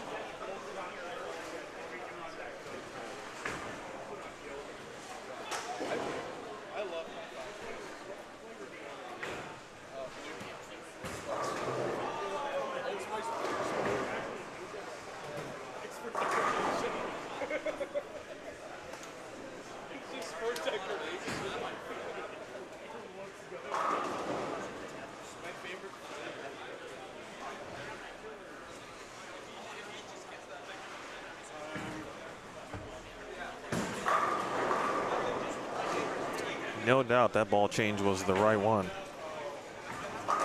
Put himself behind the A ball just a little bit.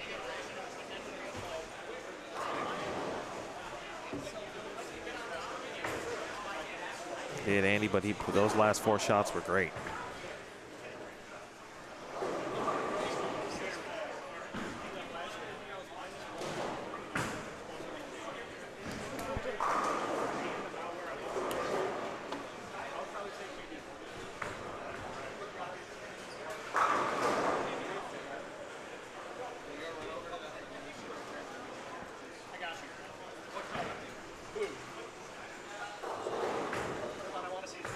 Eddie Bird in the building. I feel like Eddie Bird bowled this tournament at one point. Maybe he's still bowling. Maybe he's ready to bowl right now.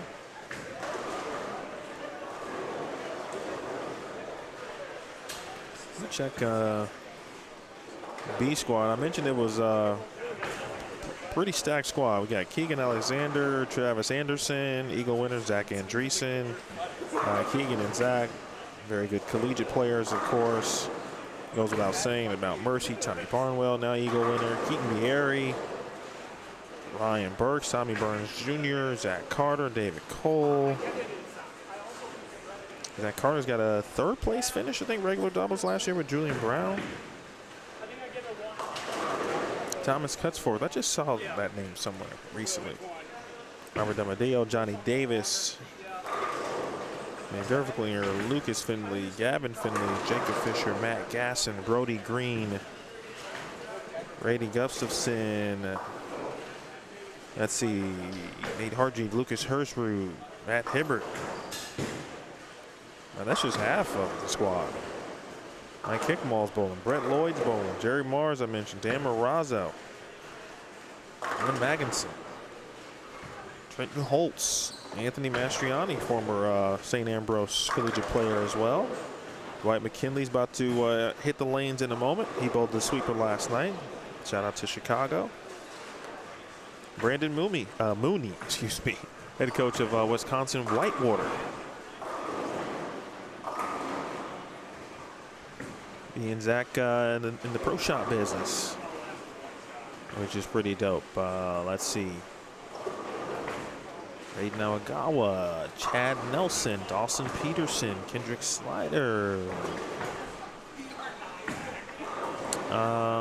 Brittany Smith, Dakota Salonka past champion, Brendan Brady, Caden, Steve Taylor, as we talked about. Brian Tippett is bowling. Jenna Williams is bowling. Logan Williams I talked to last night. Chris Wiley, former collegiate player, Wisconsin Whitewater. Robert Vader, now at Mount Mercy, had himself a good season. That's just B squad, folks. And I'm sure I missed some players, or there could be some individuals who couldn't make it at some point.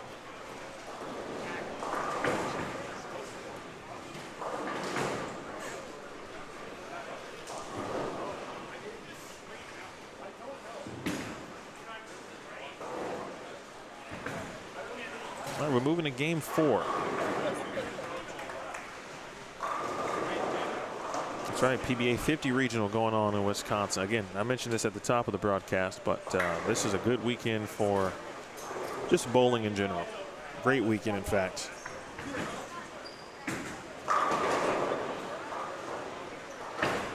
Whether it's regional, local, etc.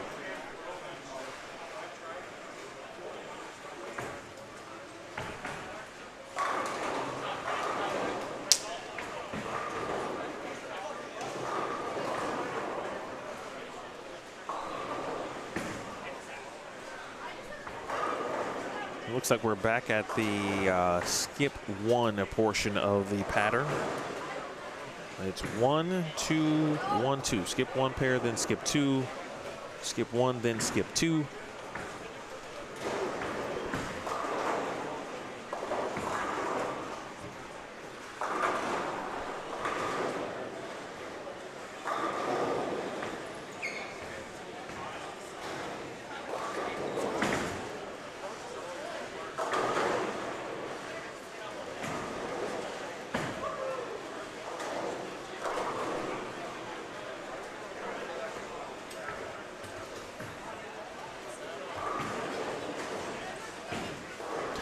All right, Dwight will be here later, as mentioned. Eddie, I understand it. I get it, man. I watched the sweeper last night, and just, I mean, the youth. It's like team trials.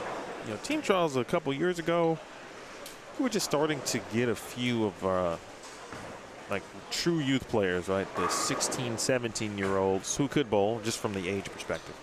But obviously the kids are so good now, so early. And it was like, whoa.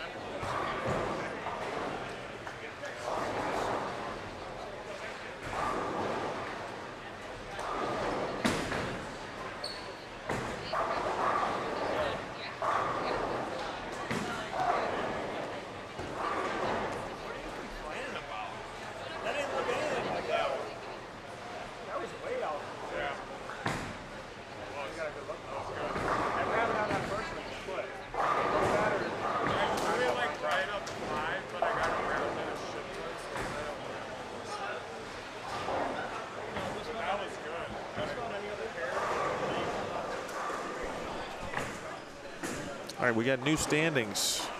Well, I got to be honest. The Engelkis family and Jen, I mean, fantastic. They get these scores out immediately. With that said, I'm going to pin a link for you. And I want you to tell me if it works, okay? It should take you to the A Squad folder.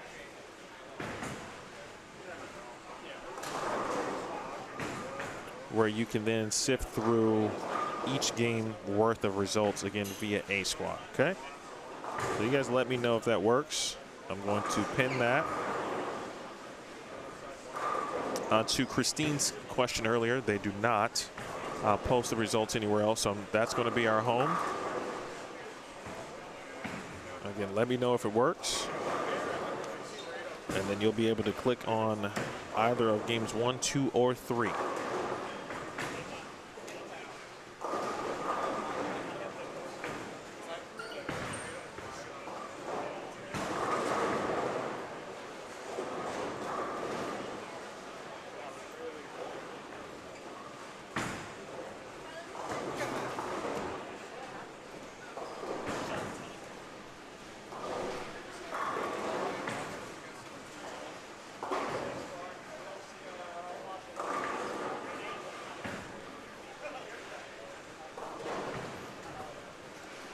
All right, Evan Flath has taken the lead.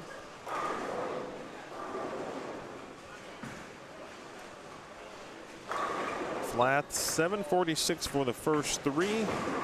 Vince Lickland, 729 for the first 3. Jay, 724 for the first 3 after shooting 279. Ryan Powers, 4th at 718. Josh Kennedy, 5th at 711. Dan Gifford, 6th at 700 even.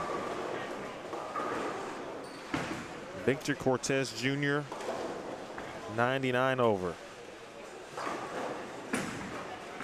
That's 7th with Darren Bloomquist, 8th, 76 over.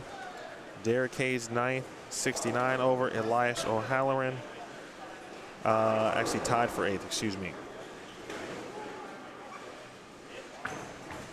Tied for 9th. Hayes and O'Halloran at 69 over. You've got to go, well, you got to go a long way before you don't seek someone plus at this point. And that's still 28 players plus out of 52 this morning.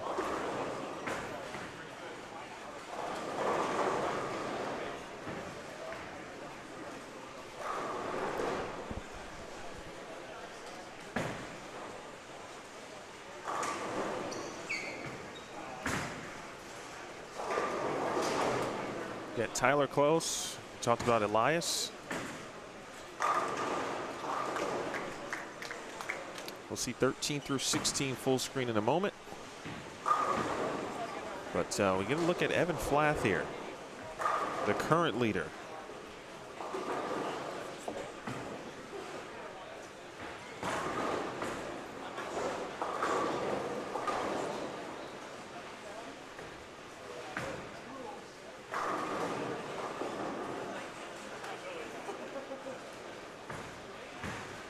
Evan is headed to St. Ambrose. He is going to be a freshman.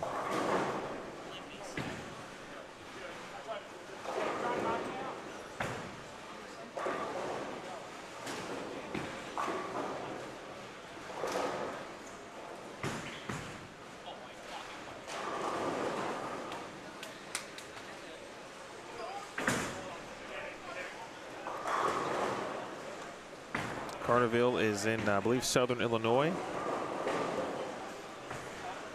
And right now, the young man's got the lead.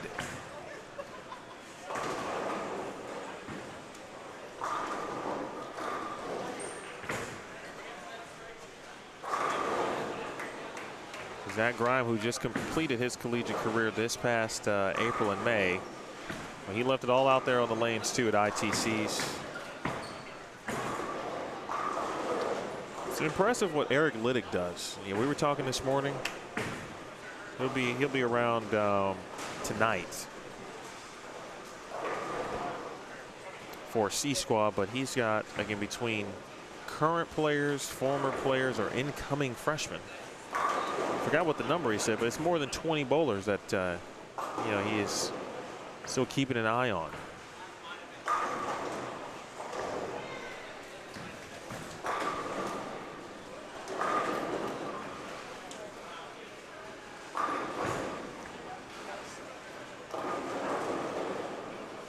Tyler Torno.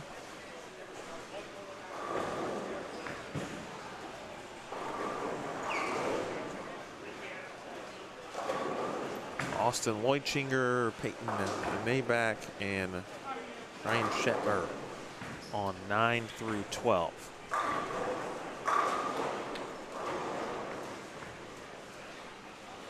You can see why St. Ambrose certainly should be excited about what is to come for Evan Flath here.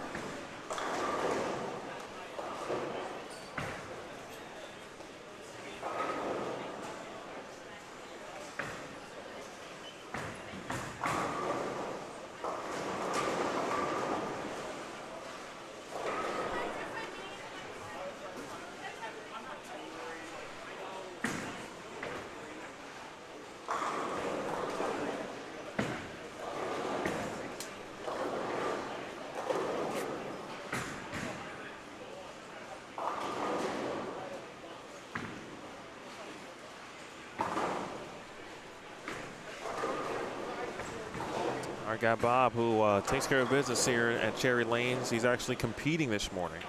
Graciously donated the lineage. Big time help as a sponsor of this tournament.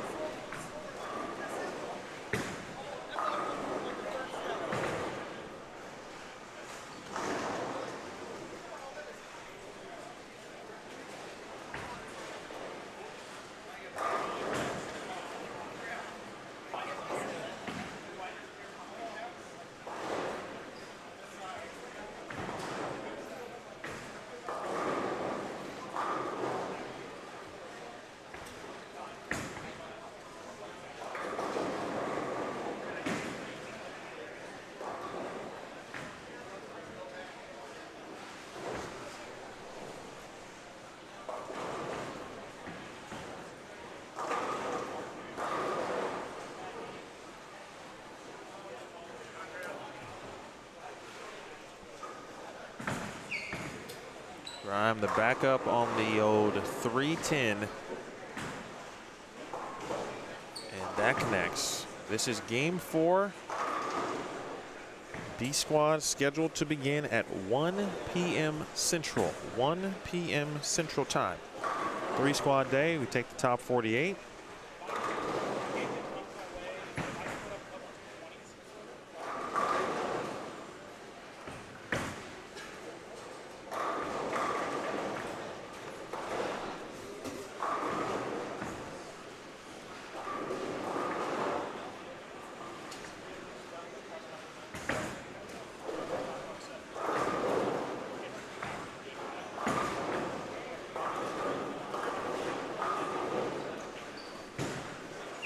Again, 48 players will advance. 4 more will cash.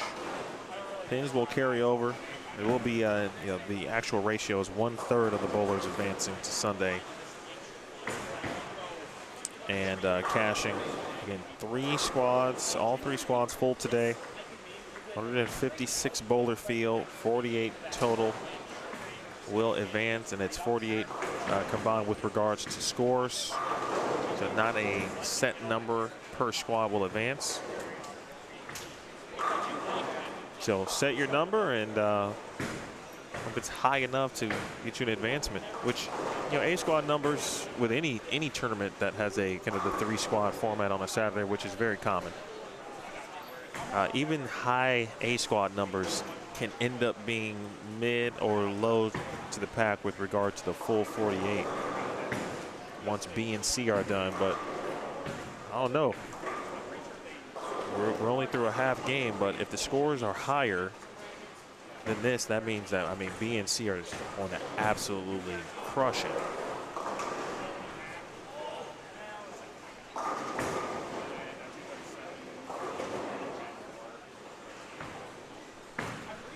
Flaff, a little frustrated with himself on that shot. He knows exactly where his ball needs to be to strike. And if he gets it going up the lane a little bit, and that's kind of been the miss, especially if you're throwing urethane and you're giving it away ever so slightly. If you do miss left, right, you're just not going to see the frish. And that's when you run into the two pin, the 2-8, 2-8-10. Haven't seen any 2-8-10s though, I can say that, from the righties in particular. It's been a handful of super washouts.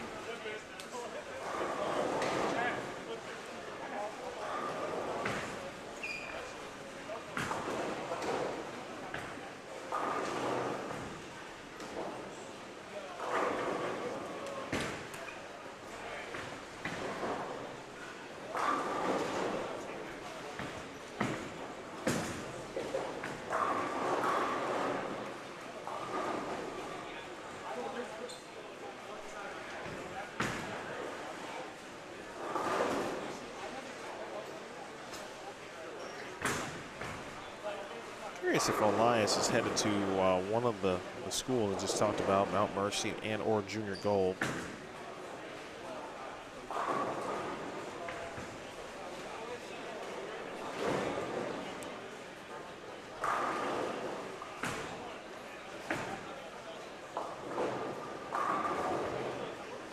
He won U12 in 2019.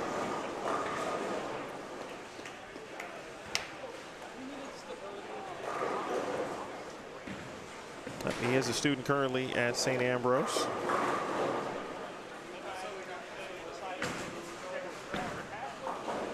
Gentlemen, thanks for joining us. Yes, slightly on this particular, on these pairs, I should say. I did about 200 things to this camera. 13 through 16, though, is pretty solid. We'll actually go there here in a moment.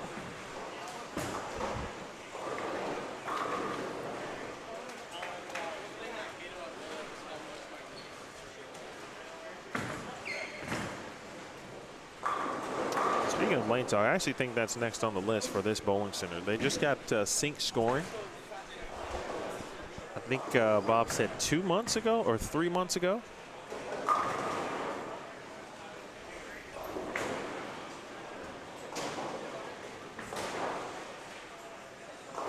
It's interesting watching this field. It because of the youth in it, the collegiate players, etc. It in some cases it feels like a U22 type event.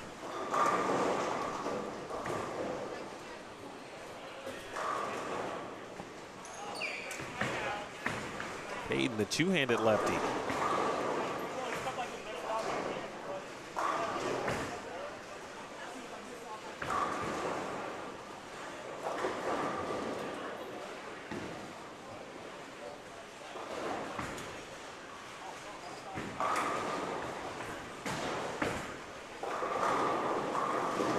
Not hard to see why Evan Flath is in the lead, but the same can be said for Ben Slickland and Jay Scodell and Ryan Powers and Josh Kennedy, as well as Dan Gifford. Those 6 players 100 over or more through 3.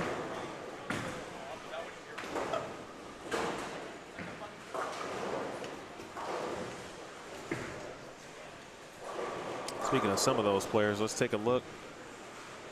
There's Jace on the right side of your screen.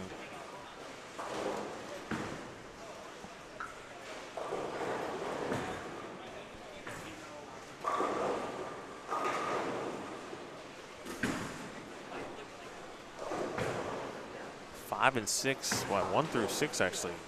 I mean, cruise through game 4. They're already done. 1 through 4 specifically. 5 and 6 is in the, they're in the 10th frame.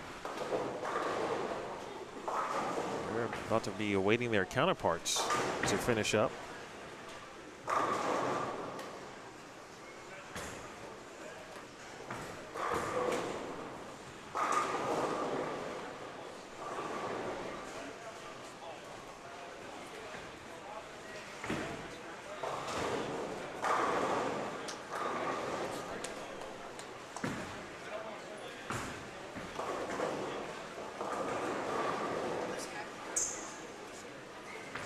Tyler Close, also a member of the St. Ambrose squad.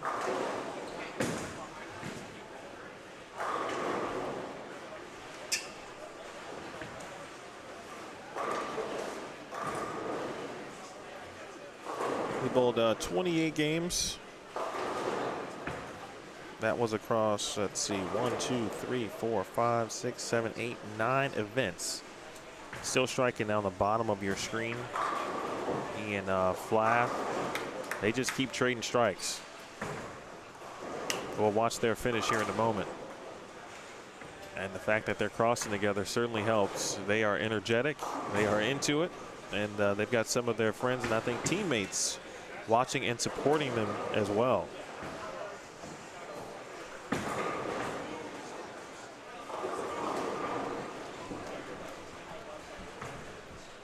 This feels like kind of the St. Ambrose squad to some degree, but we've got several Mount Mercy players scheduled to bowl in B squad.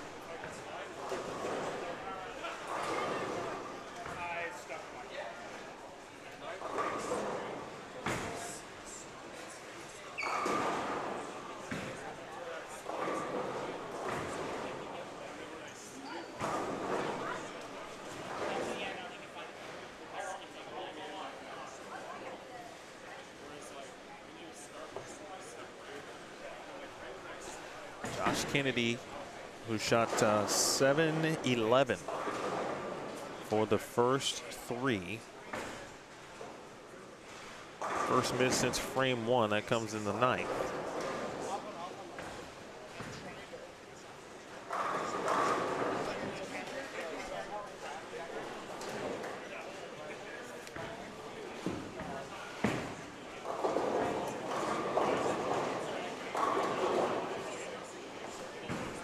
It's actually a pretty cool rule that they have here at the in the GIBA with regard to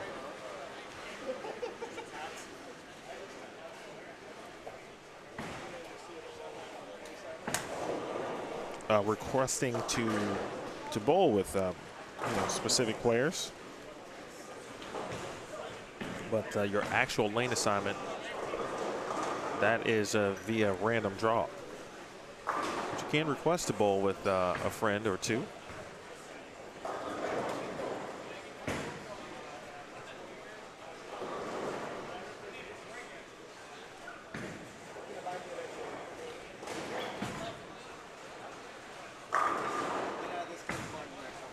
Bottom of your screen there, Flath posted it and wraps a 10 pin. Where is Tyler Close actually in the standings?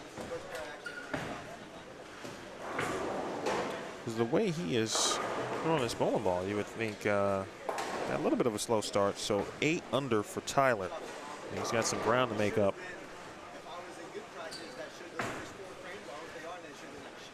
Simon Larson trying to finish strong. Needs a little bit of help on that shot. Won't get it.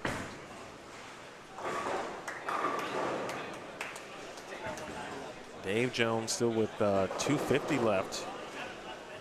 13 and 14. This group too, we saw them on 9 and 10 a game ago, putting up some score.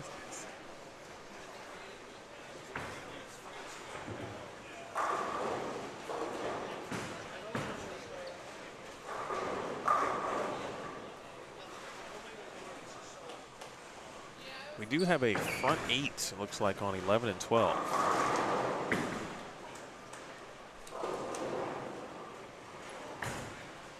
Looks like it is Jake Bedard.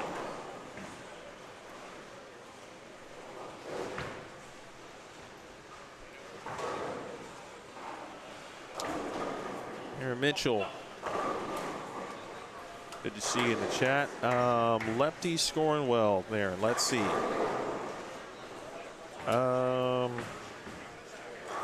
That's a really good question.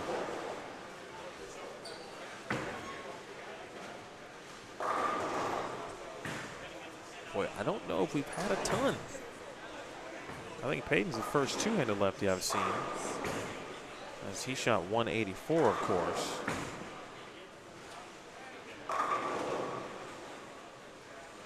Greg Olson got off to a little bit of a slow start, and Jake Bedard does have the front 9. Let's look next door here at Close, who can get into the 250s, and he will get there. Tyler Close, -8, trying to make up some ground.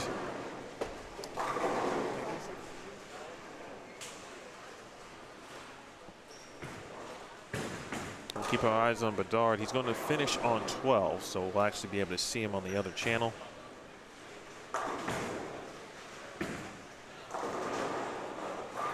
Oh, hollering. Let's see, Close went down to get another ball, looks like. We'll go back next door. Watch Kennedy. There, I'm still thinking about your question, and I've only seen a couple, and they are not near the top of the leaderboard. And that doesn't mean that there's not score out there, as you well know, but I haven't seen a good example yet. Now, I'd love to see Greg Olson as he kind of makes the turn back down here, because I think he was just throwing something that was just a little too shiny on the fresh, a bit too squirrely for him. Needed something that saw the lane just a little bit sooner.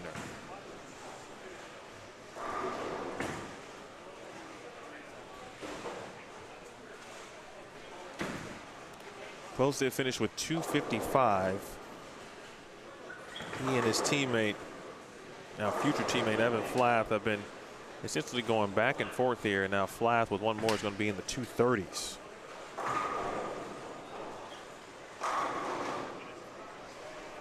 Nice game.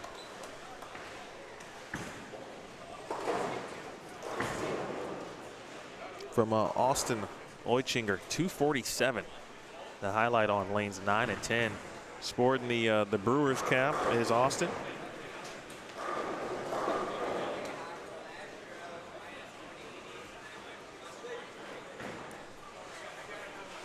Again, we do have a front nine alert.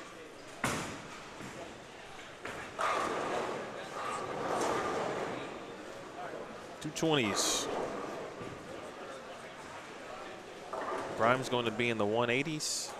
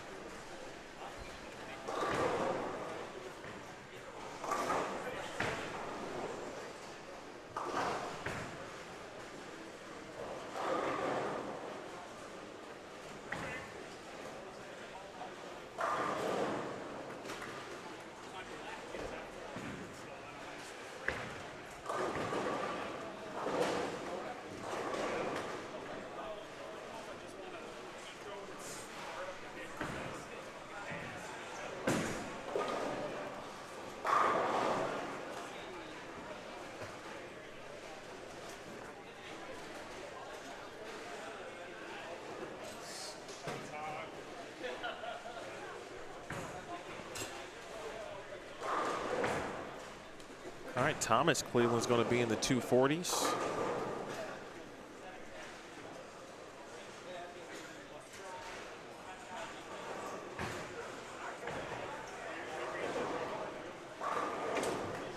So Jake Bedard is about to step up on 11 and 12. He's going to be on 12, so he's on the left side of your screen. He has the front 9.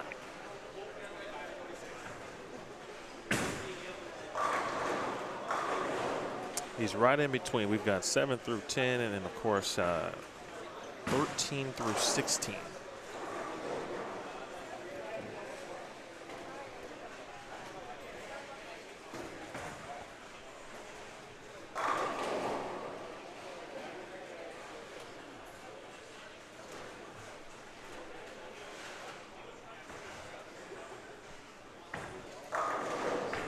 All right, so Bedard again is going to enter the left side of your screen. He is looking for 10 in a row.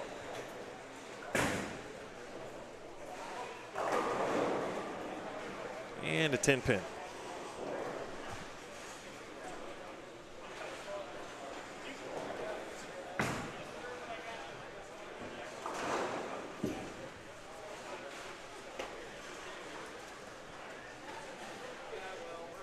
Seven, 8, 9, and 10. Good group as the groups have made their way across 26 lanes here. Chad Moss and Andy Mills both go Runaway Brooklyn. Next door to each other.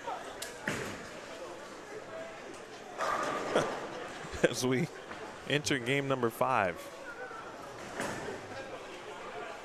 I mean, that was that was about as interesting as you can get right there. And Andy should have had a or did have a 5-10 for a few seconds.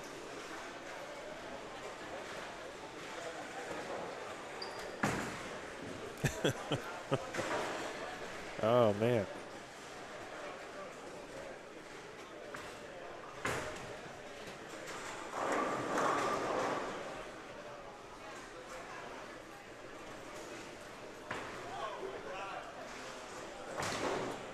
You won't see very many of those frames from Chad. That's kind of what you would call an anomaly.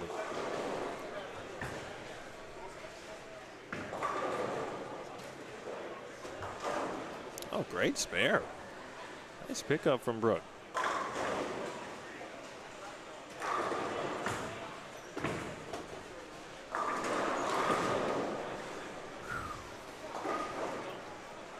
Boy, 7 and 8 is, well, at least lane 8.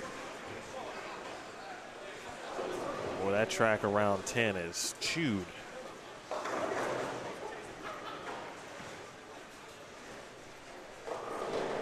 I'm talking about chewed.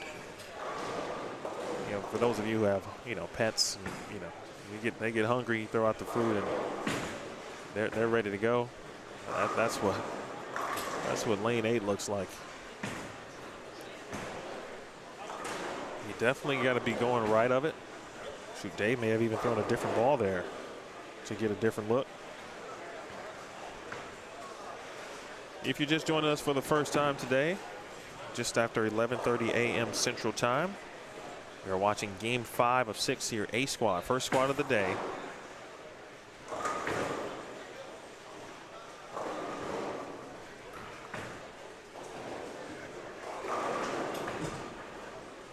The 11thframe.com Open. My name is Emil Williams Jr. with you, courtesy of Bowlstream TV. Love you to subscribe if you have not. Trying to get to 10K subscribers. It's going to take a little bit. I'd love to get there before the year is over, but we may not. But you can certainly help with that. Hit the thumbs up as well. Again, B squad, C squad coming up 1 p.m., 5 p.m. Central, respectively. And we'll be back at it tomorrow morning at 9 a.m. with the top 48 on the lanes. There will be a stepladder finals tomorrow night, or I should say tomorrow evening, late afternoon. Cam Crow, your defending champion, in the field, and we'll be bowling coming up next. Last time we saw Seth Tegmeyer, he shot 267 out the gates and then slowed the pace a little bit. 267, 192, 182. Oh, Dave Barris.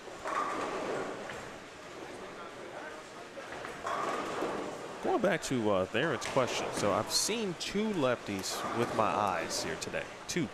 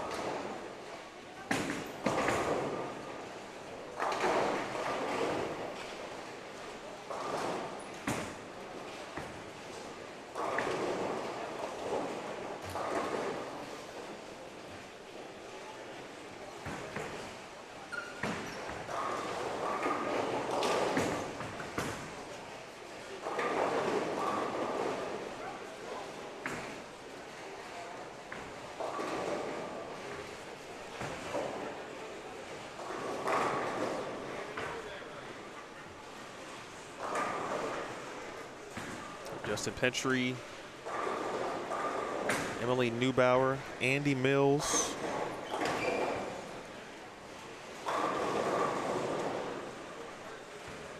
And Austin here, the group on 9 and 10. Again, Mills, a former champion of this event as well. We're at the point where if you miss left, your ball literally has 0 chance of holding any kind of line.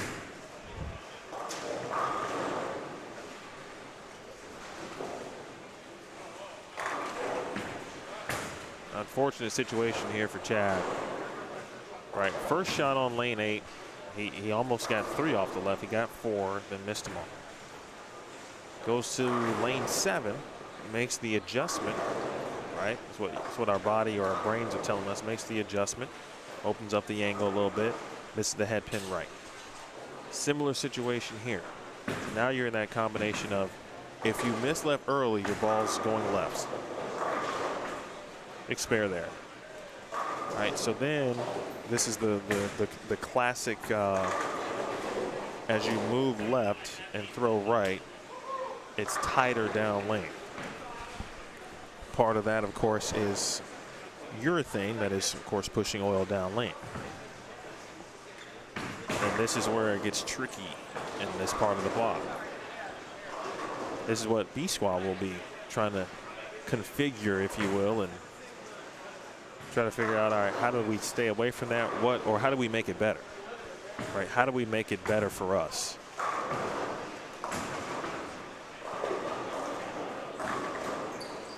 I mean, at one point, lane 7 and 8 produced, I think the low score on the pair was like 2-0. This included a couple of 240, 250 games. You would think that, you know, these aren't exceptionally good players.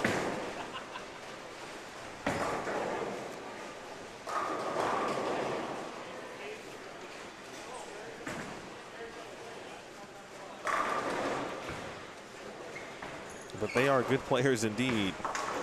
But you get to a point in the block in a particular pair where it's considerably tighter down lane than maybe other pairs, and that looks like the case for 7 and 8. Now remember, you know, we just watched Tyler Close, Evan Flath, Elias O'Halloran, you know, for example, throwing urethane. They weren't the only ones throwing urethane. It's been urethane on that pair all day. But for context, right, they were much closer to the friction to some degree with urethane now.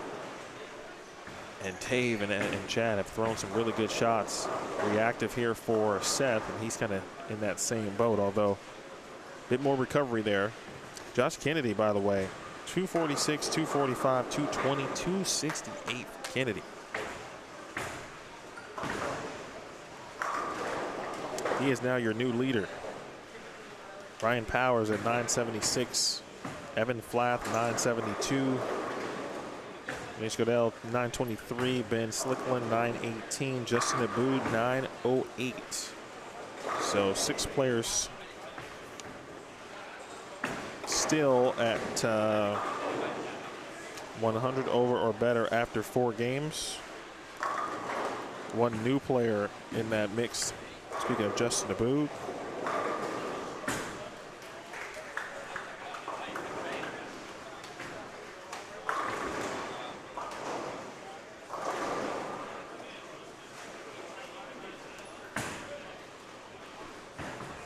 That is frustrating.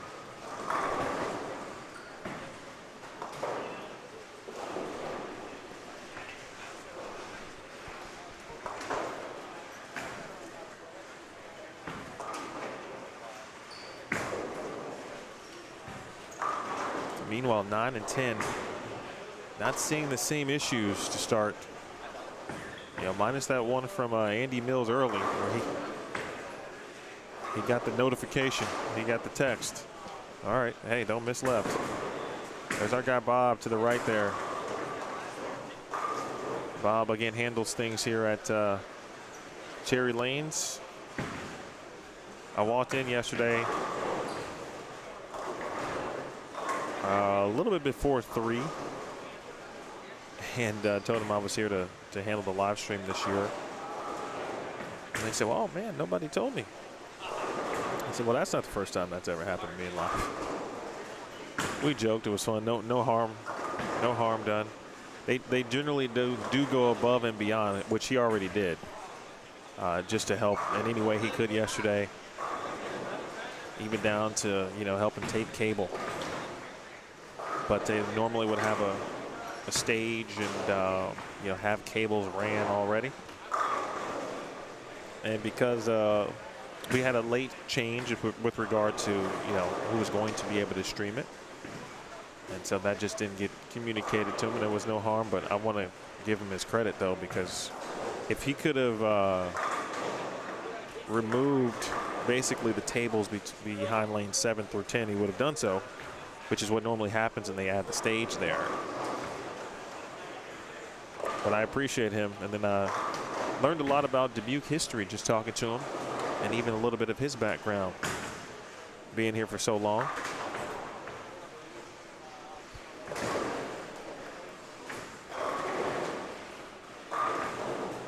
All right, let's make the change over. We'll get back to this group here in a moment.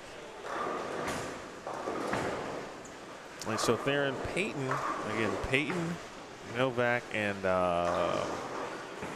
Greg Olson, the only 2 lefties that I've really seen. Greg actually might have made the turn. He has. He's on 3 and 4, looks like now.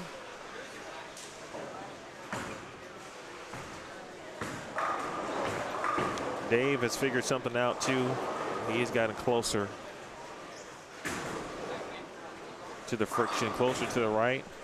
That ball probably got to about 3-ish, 4-ish down lane.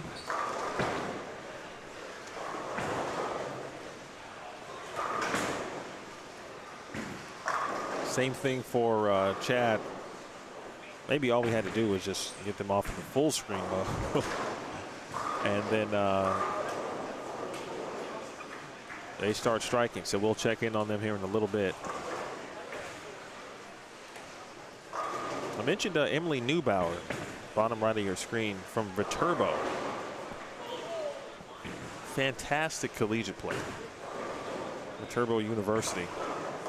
I mean, I think she is a surefire professional in the future. No strikes yet, bottom of your screen through 7 on 9 and 10.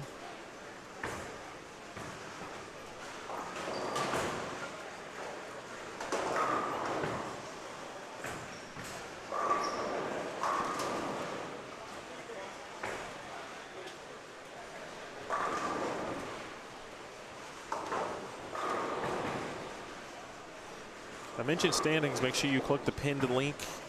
You'll be able to click on the latest standings, which will be after game 4.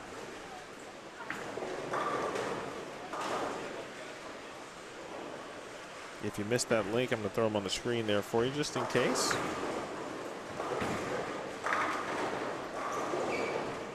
Look at the top 32 on this squad on the screen.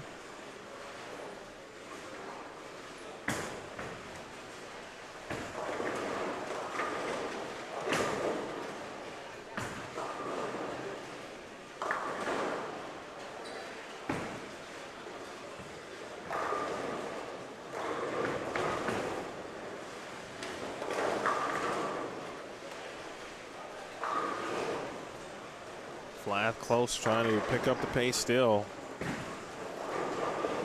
All right, this is after 4 games. Again, Josh Kennedy now at plus 179, followed by Ryan Powers. Ryan Powers got off to a really good start, and he has maintained that pace. Same thing with Kennedy. Kennedy 246, 245, 220, 268. Powers 239, 235, 244, 258. And then young Evan Flath, who, again, folks, is going to be a freshman. I don't know if St. Ambrose has technically moved in yet, but he's about to officially start his collegiate career, and already in a good position, obviously, of course, for advancement to tomorrow. Flath 242, 256, 248, 226. One thing that's been about the same, though, 28 players plus.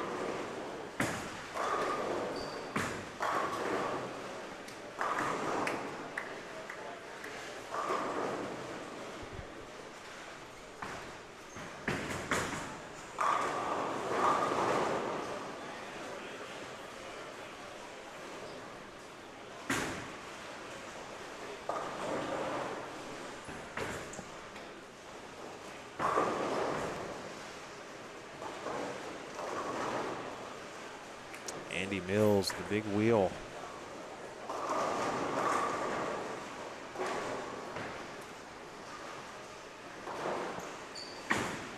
Always in a very, what I like to call, just patent color scheme. It doesn't matter what color, but his pants are going to match his jersey to some degree. Today it's purple.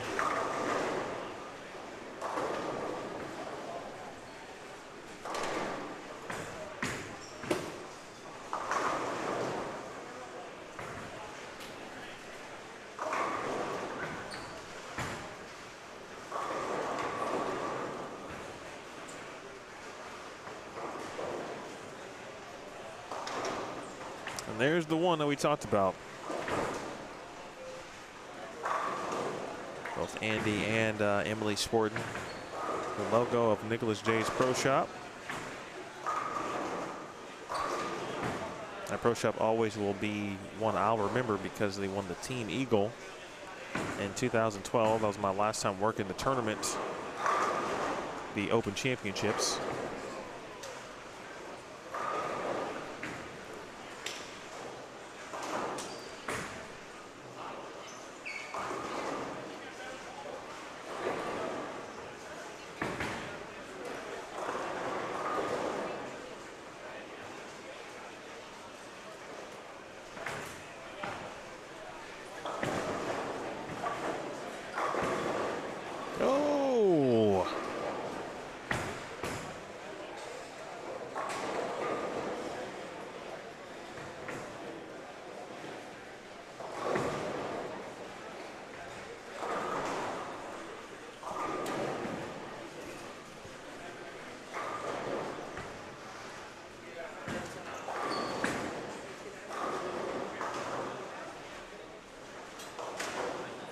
(2012), of course, the Open Championship was held in Baton Rouge at the Raising Cane's River Center.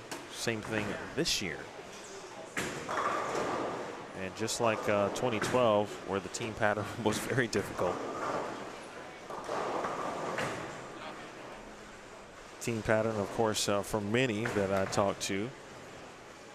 And if you follow anything with regard to social media, you know that everyone said it was just as difficult. Back over to Chad.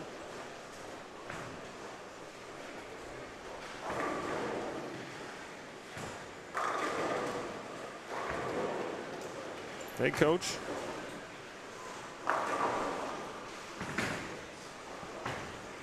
Only they get to 156. Unfortunate open in the 10th frame.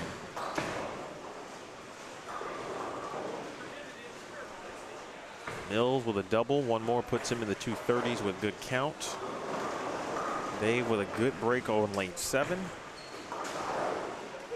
It was a slow start for this crew. And Chad, all things considered, has got a chance to save 180.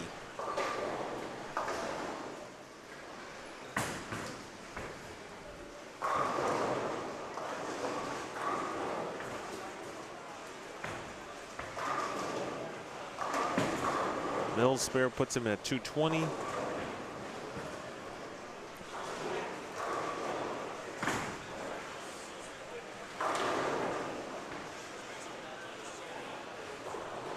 Lanes, of course, will be re-oiled.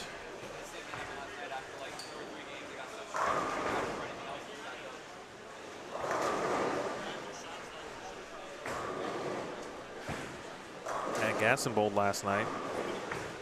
The super, that is. 190, 220, 156, 202 on the right. Another ball change for Chad. Boy, he's got plenty of motion there.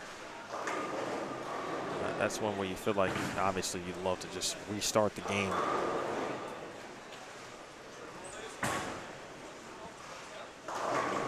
Get to that ball, maybe just right a 2 frames sooner. Maybe you catch that double earlier. Or a double earlier, I should say.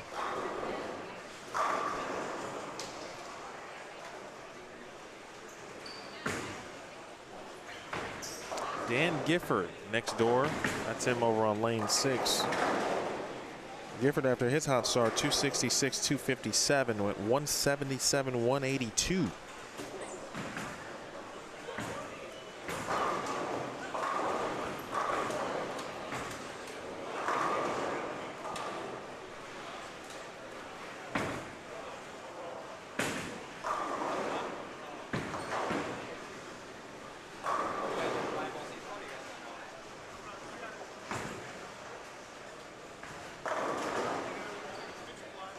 There is the possibility for players to re-enter, but that preference for new entries is for new players first. But, you know, for example, if someone were to withdraw early, right? Let's say someone just couldn't make it to bowl on C squad, and there would be an entry available. There's a possibility that players can re-enter. But right now there won't be too many because this thing's sold out. So we'll see if there are any no-shows, which could allow some players to bowl again.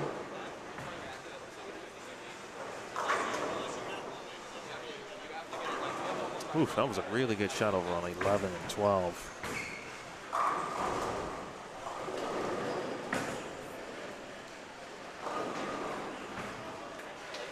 Phil Breitbach. He was trying to get back in the mix. Possible 250. That was a shot in the 9th frame. He'll still have 230 out there, but we'll need double in the 10th to get there.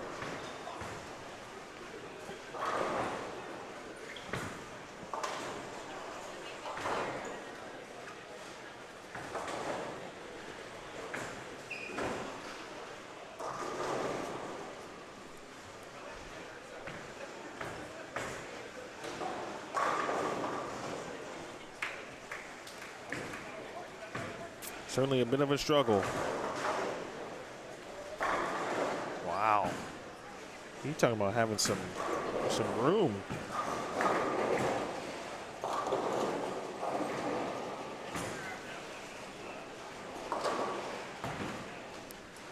Roger Harford.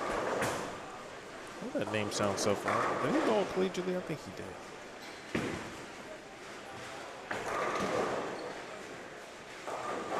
With Waldorf. Yeah, Roger Harford. Actually advanced to the Intercollegiate Singles Championships.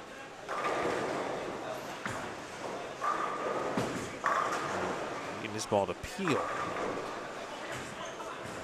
All right, that puts him in the 220s. Dave he had some brewing. And now it's got to settle for 213. 13 through 16 now in the 10 frame. We'll watch Rogers' final shot here. And then mosey on over to 13 through 16.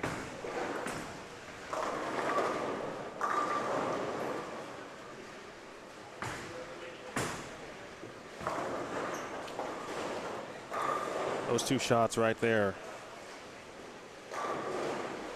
First one, or the first two, got to about what looked to be 1-2-ish. That one was probably 4-ish, and that's where it's just so subtle, especially at this point in the block. The difference between catching the friction and catching the carry down to leave a 2-8 like combination or a bucket.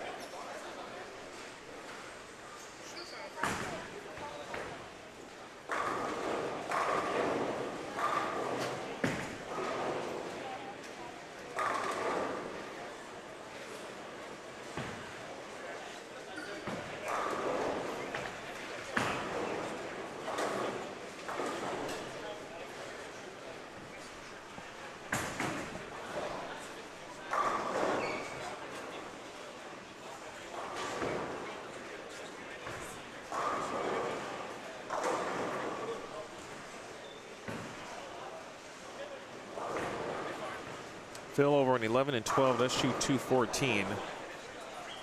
Calvin Akers. White asked about him a little bit earlier. Let's see. He just threw the first one in the 10th. He can shoot 192.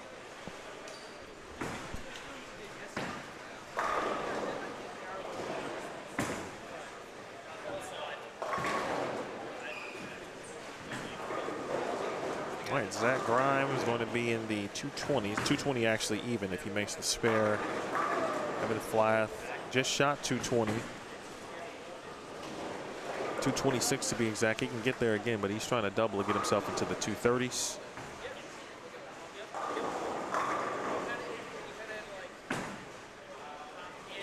Wrapped in for Akers, so he'll be in the 180s.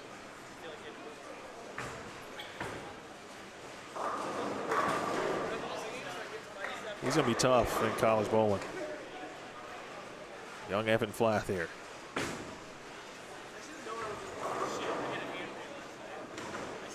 And he is one game closer to bonus bowling.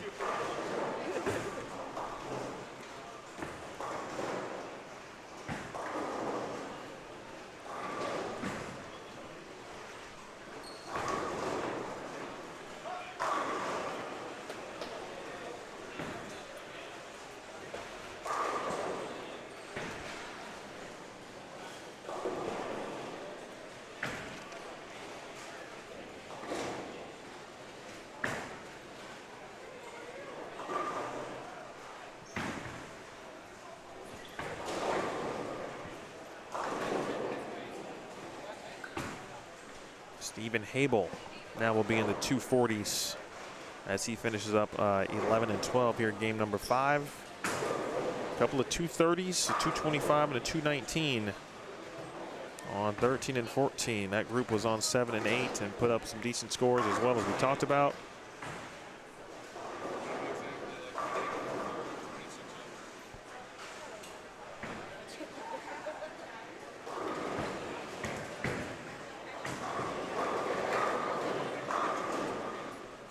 That's a big shot there from Tyler.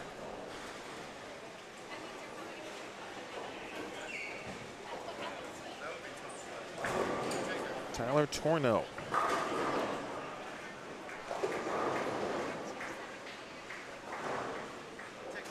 Minus 12 for 4 games.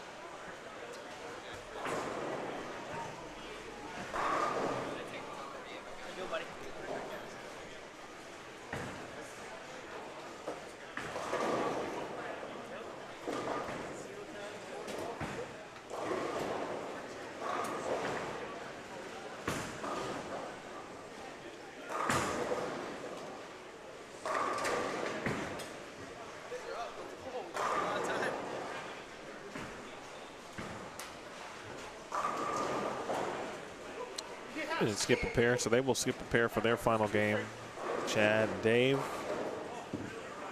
And the final shot for Torno, as he is in the 250s.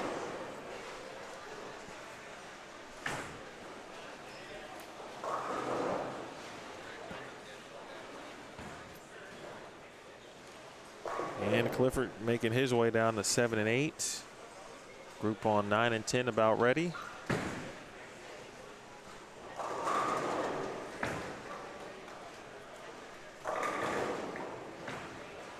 Nice game for Tyler. That moves him to plus.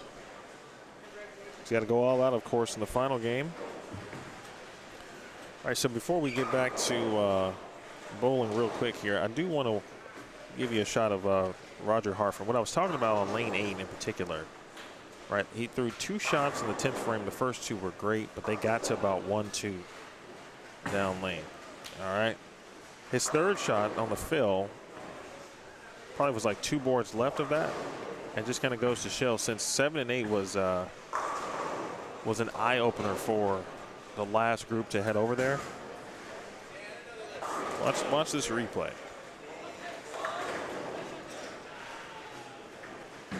All right, so he's going to step into the way of it, but it never quite gets to 2, and that's what actually caused him to leave the 2-pin, and that's kind of what's been the difference late in the block.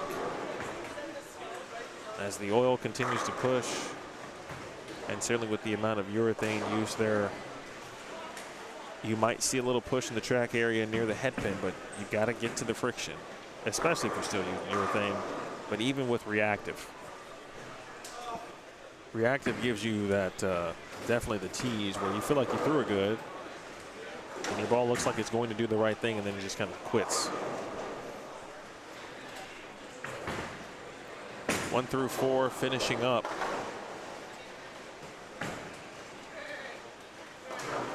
So that group, those groups got a little lost in the pace beforehand.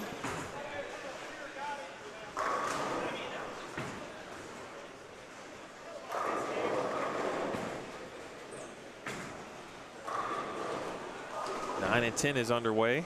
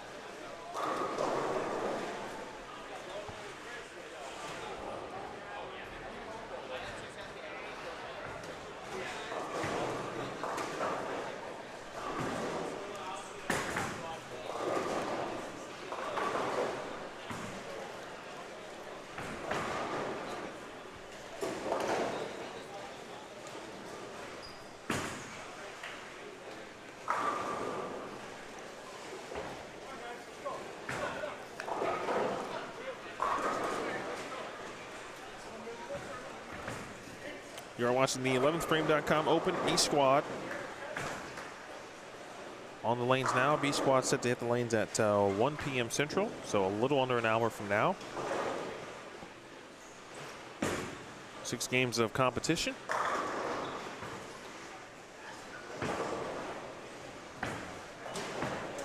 So Dan, who does look like he is a representative of the brands of Storm. All right, at the beginning of the block this morning, we were talking in the chat. There was one particular, I think it was 10 pins, talking about Dan was in a level. Right, not urethane, but gives urethane look.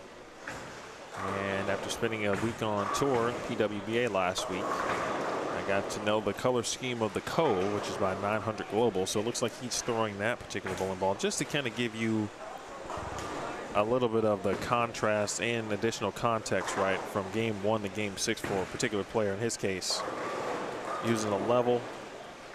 Then later in the block, not sure when he switched to it, but later in the block, getting into the Cove.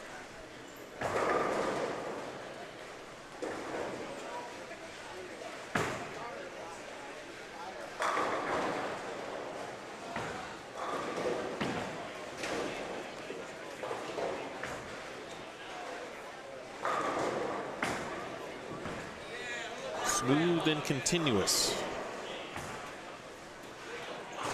A couple of the benefits and tangibles of that particular piece of equipment for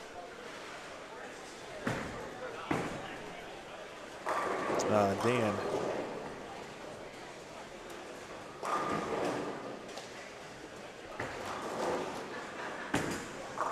Gifford.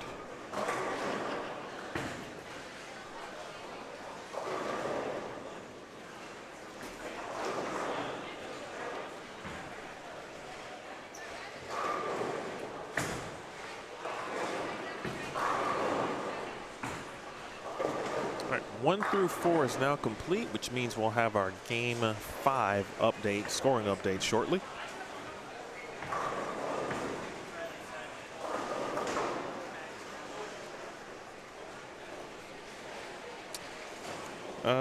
Who else is bowling pretty well today? Victor Cortez Jr. has been solid.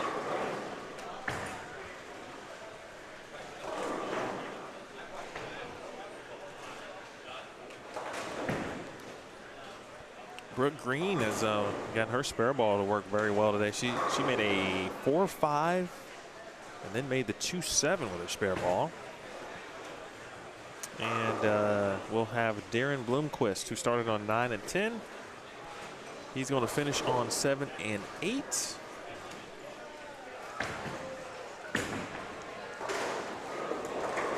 It'll be Darren, Jasmine Snell, Chad Witt, and Greg Olson. That's the group that's going to finish on 7 and 8. Saw Brian Thompson earlier. That group's going to be just to the left. Derek Hayes, Brian Thompson, Ryan Allensworth, and Ryan Powers, who has been excellent all day today. And after 4 games, he was second on the squad at plus 176.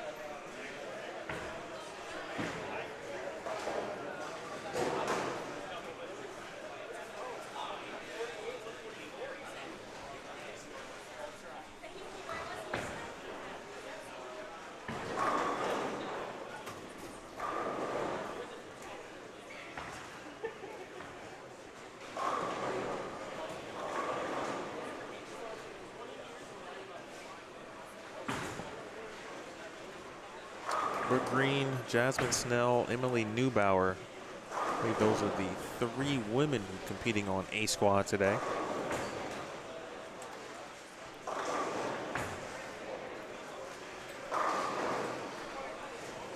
Actually 4. We've got Kayla.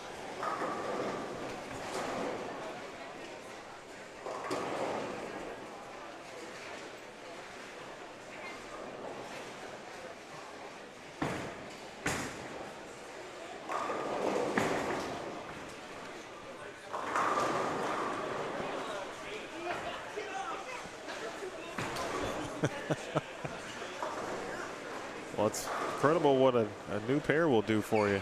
That's Chad Moss, who's got the front 5, I think. Now on 11 and 12.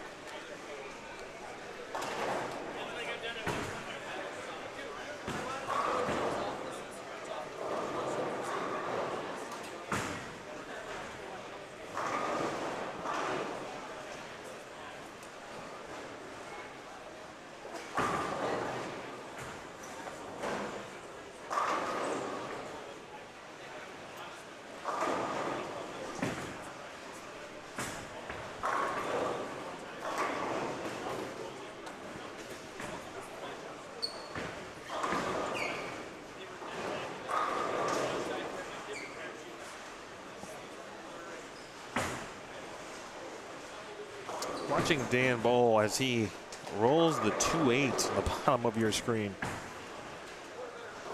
Rolls it forward, in fact. I can't remember the last time I saw him.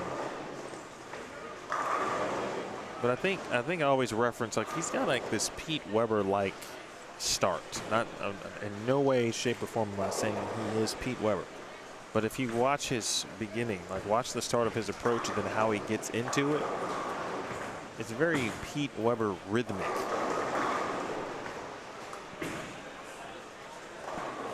All right, so Chad did not have the front 5, but he does have strike, spare, 5-bagger. But still, what a difference a pair makes. There is a front six over there. That is, maybe Seth again. Yep, it is. He had the front 8 or 9. He was the front 8 this morning in game 1.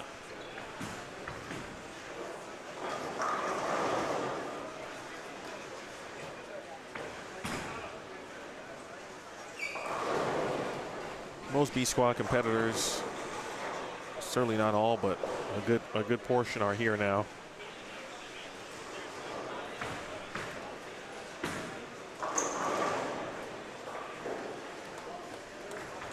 When they are watching intently.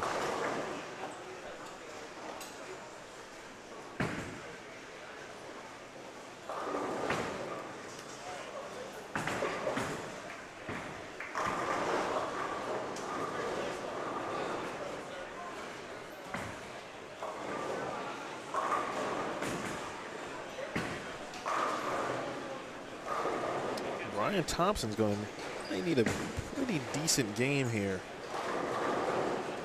He was 77 over after 4. I mean, I think you want to be at least 100 over if you're on this squad. And obviously we've talked about the players who've been fantastic throughout the day. Josh Kennedy, Ryan Powers, Evan Flath, Jace Waddell, Ben Slickland, Justin Abood, John Shallow, Victor Cortez Jr., Derek Hayes, and Evan White. That's 87 over right there, Evan White. That was after 4. And that's 10th on the squad. Again, after 4, we'll get the 5-game update here in a moment.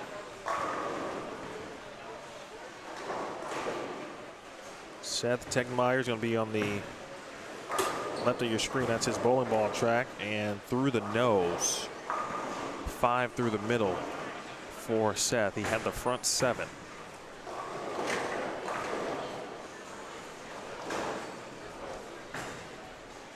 Appreciate everybody who has joined us. There's game 5, which means that we might have game 5 in the folder.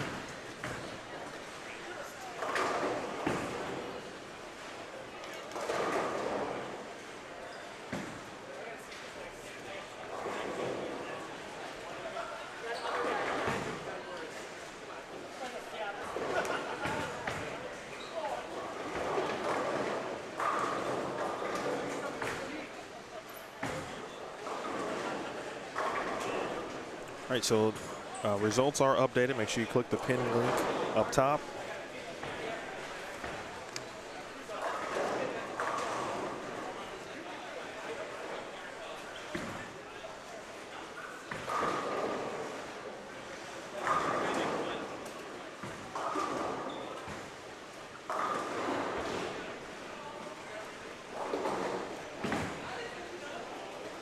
All right, so Josh Kennedy, big time lead. He's increased it. 1258 for 5. That is 258 over. Evan Flath now 207 over.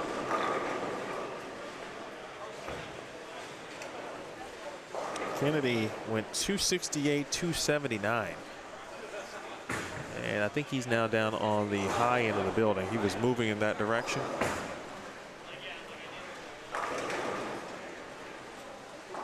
Ben Slickland 197 over at 1197. Ryan Powers at plus 194. Jace at plus 140. Victor at plus 138. Justin Abood at plus 122. Darren Bloomquist at plus 106. John Shallow at plus 103.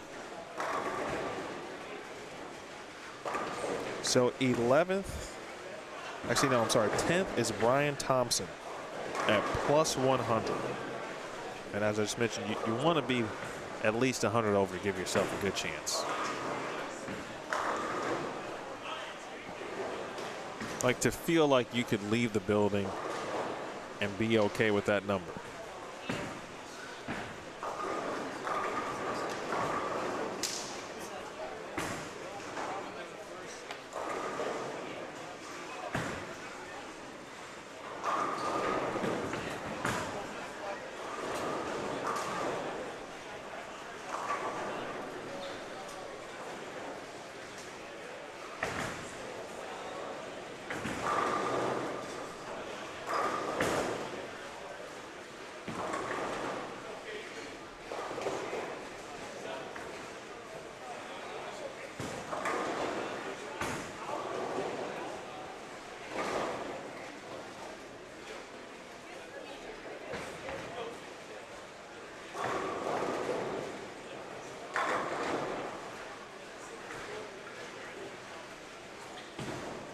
going to put the scores on the screen for you.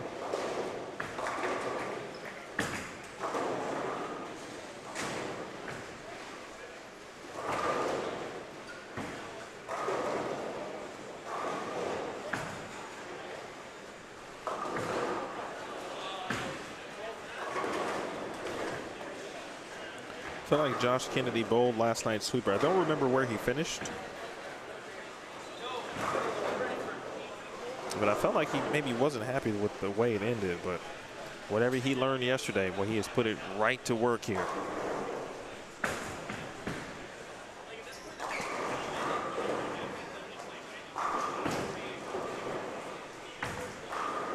There's our guy Bob. Just with the big smackdown. I love to see it. Great individual. He was so cool to talk to.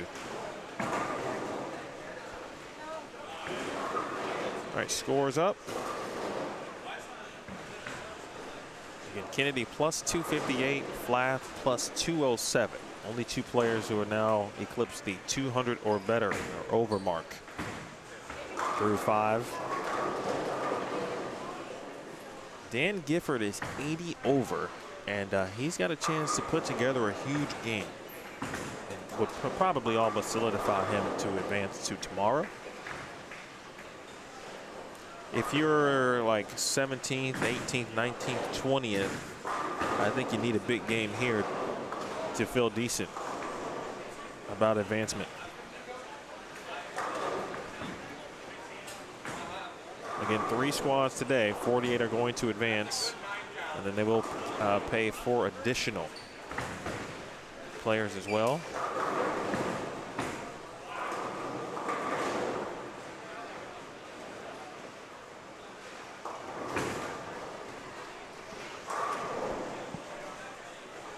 What, Chad, 243. I mean, yeah, just so incredible what a difference a pair makes. He had no look for about 4 frames on 7 and 8. Ends up shooting 110 plus pins better this game.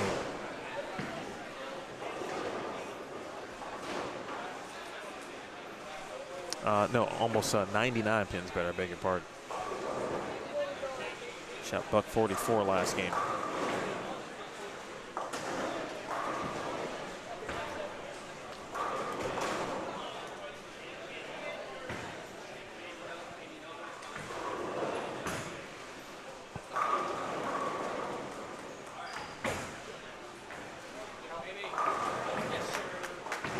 We're going to check in on Gifford here in a moment.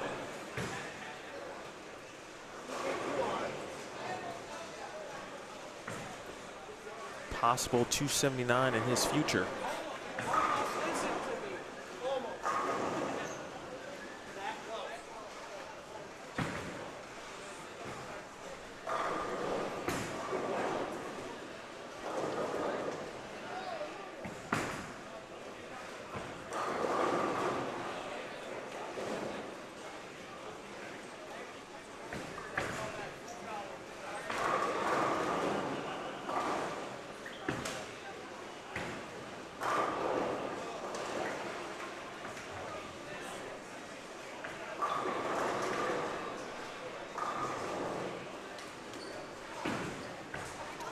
Anybody looking forward to watching someone in particular bowl during B squad? There are some good names. Whether you're a collegiate player, high-level amateur, just an excellent tournament player.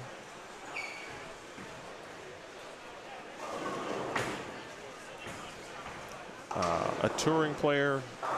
You get a nice variety of skills and talents. Just like we've got here, same thing coming up on B squad as well as C squad.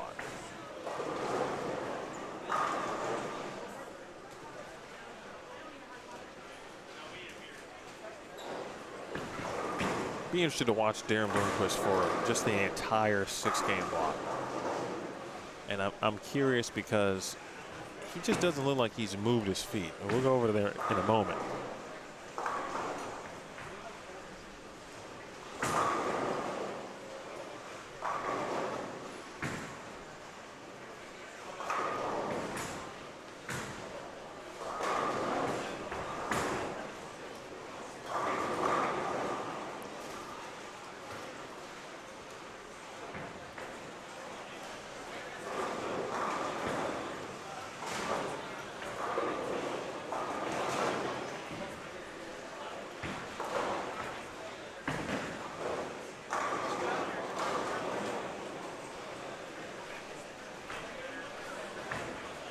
Good shot there for Bob.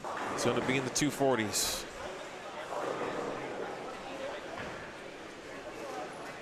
His goal today was even or better. And he is going to achieve that. And he might be on the bubble, actually.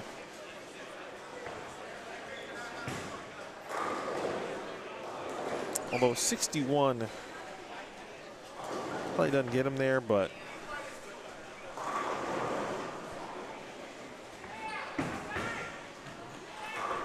pretty good stuff, all things considered. All right, Mr. Gifford is going to have a chance to shoot 279. We'll take you there for that 10 frame here. So if Gifford, who currently is plus 80, and that will move him to plus 159. Just to mark in the 10th, he'll be in the 130s, which will be great.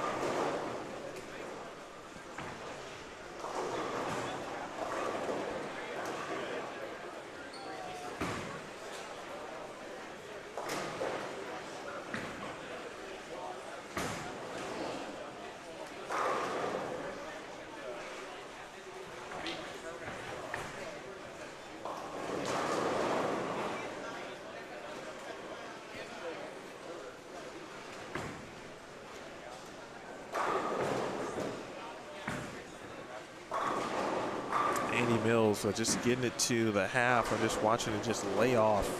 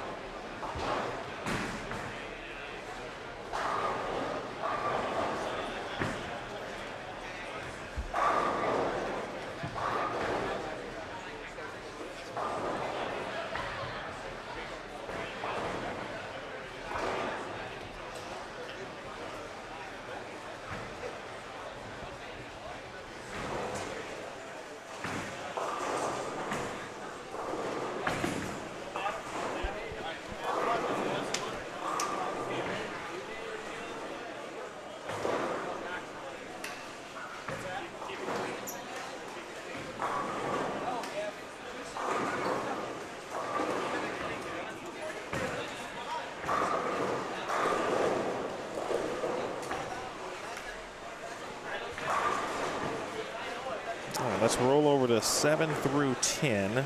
We'll watch one more shot of Justin.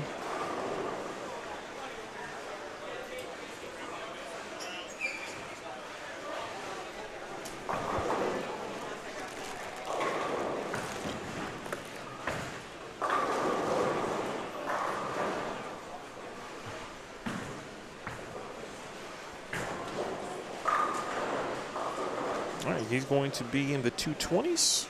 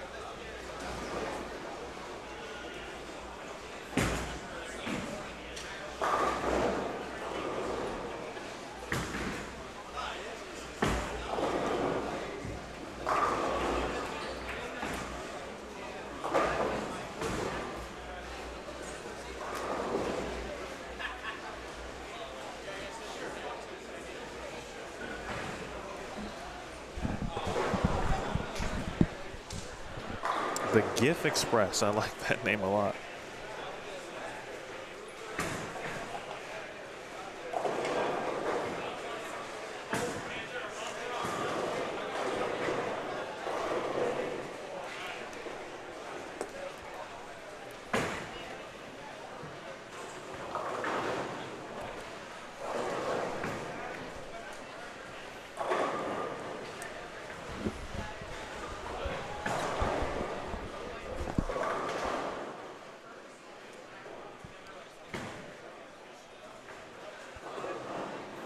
All right, as we close out this A squad, we welcome in Jeff Riggles of 11thframe.com.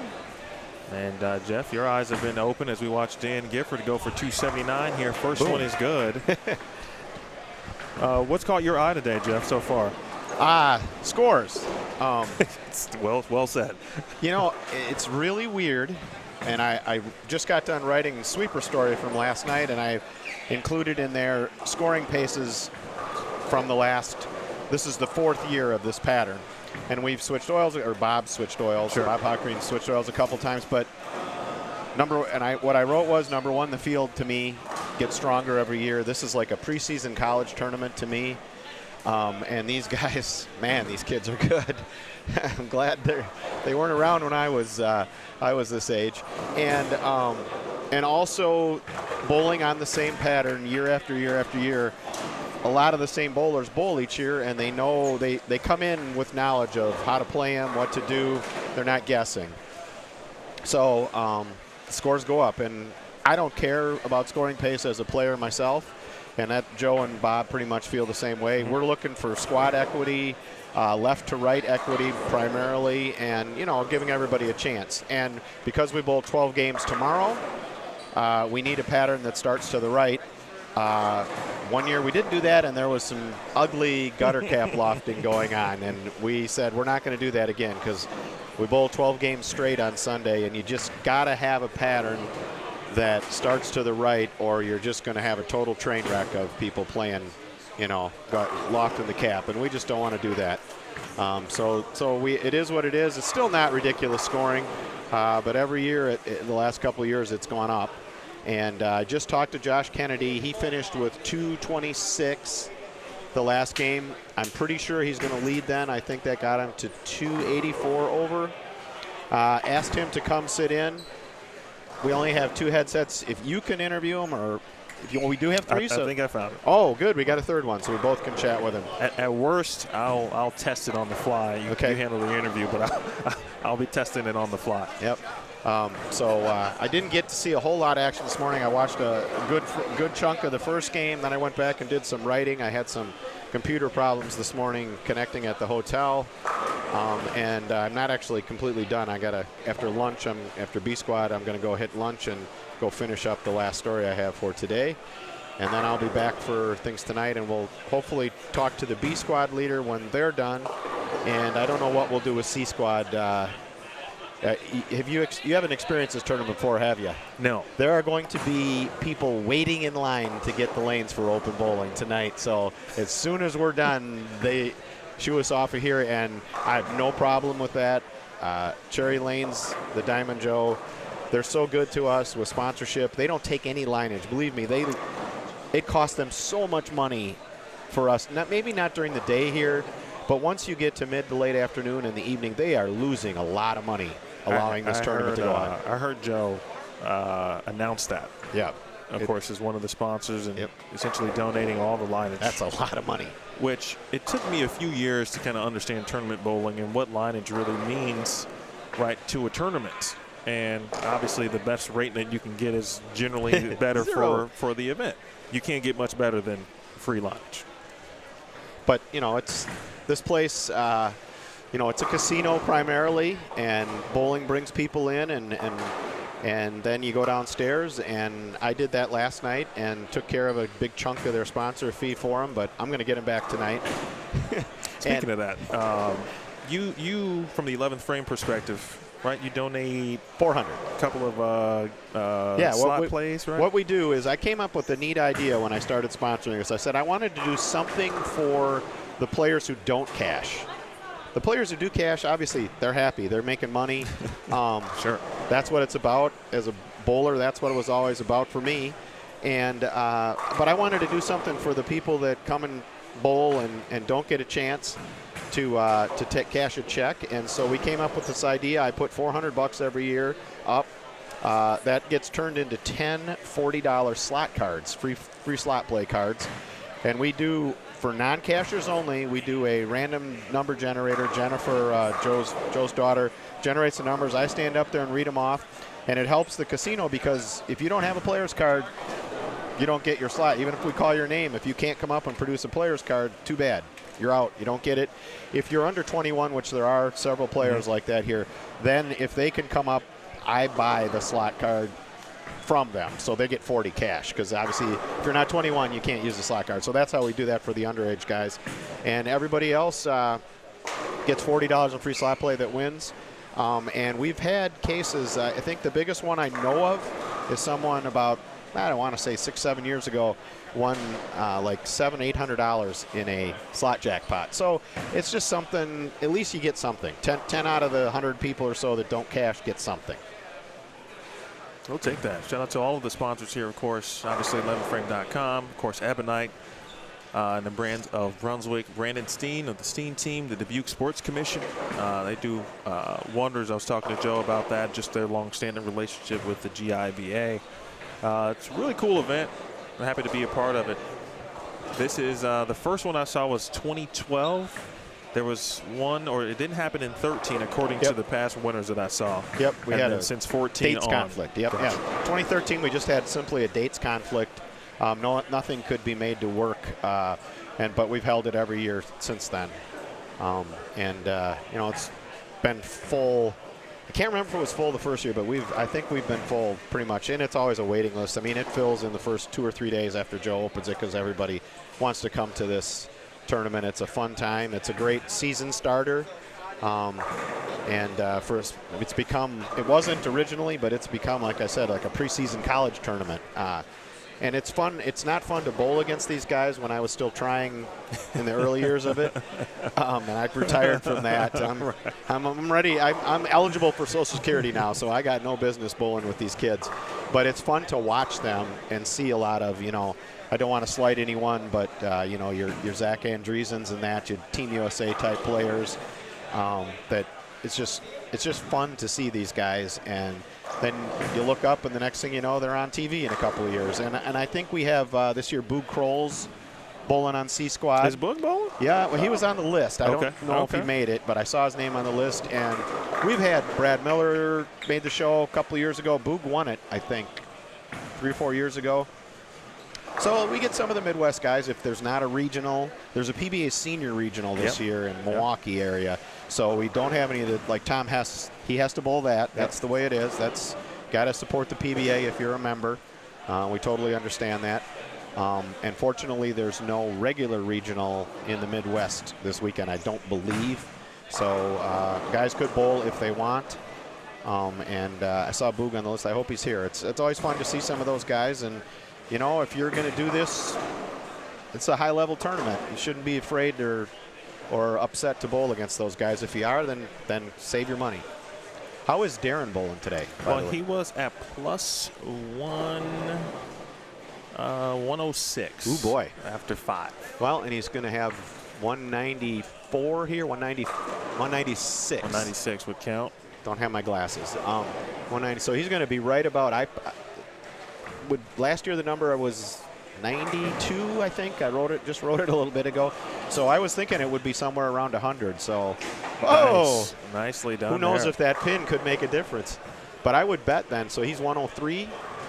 I would bet he's going to be either near the number or just a little bit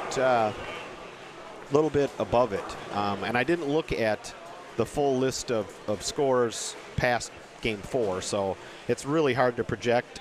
Usually B squad is the strongest squad, and A is decent too, and a lot of times C is always been kind of the weaker squad for some reason. I don't know, maybe scores wise that is. Maybe that's because the lanes get a little flatter as they keep getting oiled. But Darren was fantastic last night, 251 over to dominate in winning the sweeper. Just posted that story. No paywall for the stories on the tournament this weekend, so anybody can go read that at 11frame.com. And it's got lots of numbers from the last few years on scores in the sweeper and scores in the tournament. Got a PWBA player here too. Yeah, talk about Jasmine. She bowls often.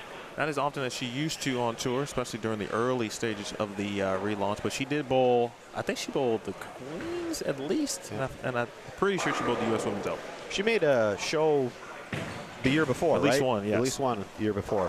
I remember watching her for the first time when I was out in Waterloo a couple of years ago watching when they had the championship week out there.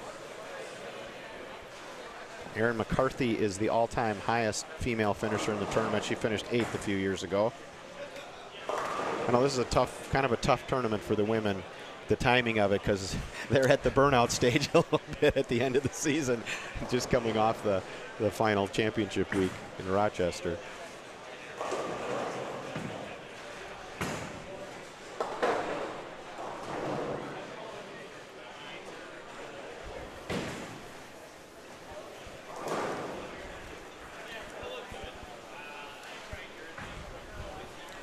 So at some point there was a little bit of a pace issue where like 1 through 4 wasn't bowling, or I should say were done really, really early. This was probably about 2 games ago. So now you have the ends basically finishing up the block. Where was you said Josh finished at 226? That sound Yep, right? 226 the last game, I believe it was. So it would be 284 over. And he promised he would be stopping by up here. One thing for the people watching this who have watched in other years, the numbers of the lanes are different. They used to count, they have a separate little party, corporate, fancy area beyond lane 1. It's 4 lanes, and that used to be 1 through 4, and the main bay here started with lane 5. But Bob Hockreen has changed that, and now the first pair actually is 1 and 2. So we go from 1 to 26 instead of from 5 to 30. So I would assume the other 4 lanes in there now must be 27 through 30. One year we had a breakdown, like a couple days before the tournament. One of the lanes broke, and he knew how to fix it, but he didn't have the part and couldn't get it here in time. And so we ended up using one of the pairs I was still bowling then. That was quite an experience to go in there. They hook a little bit more in those 4 lanes. I see Josh. I'm going to bring him in. Okay. There he is, yes. Should we get it? Is he in the middle, or where's his? I'll put him right here. Put him right here, okay. And I'm going to hand off my headset for the moment. Okay. Give Emil a break here, and I'll interview you. Although I think he's going to try the 3rd headset and maybe in here also. You got me okay? I do. Okay, can we hear him? Okay, we're good. Okay, we're here with Leader. Unless there was someone who's shooting some unbelievable game the last game. I believe you finished 284 over? That is correct. So tell us about the day. What worked for you? What did you use? How did you play them? What I really just did was I just learned from last night. For me, the gutter was way too hooky, so I just kind of figured ditch that game plan, go to plan B, start with the black hammer 78.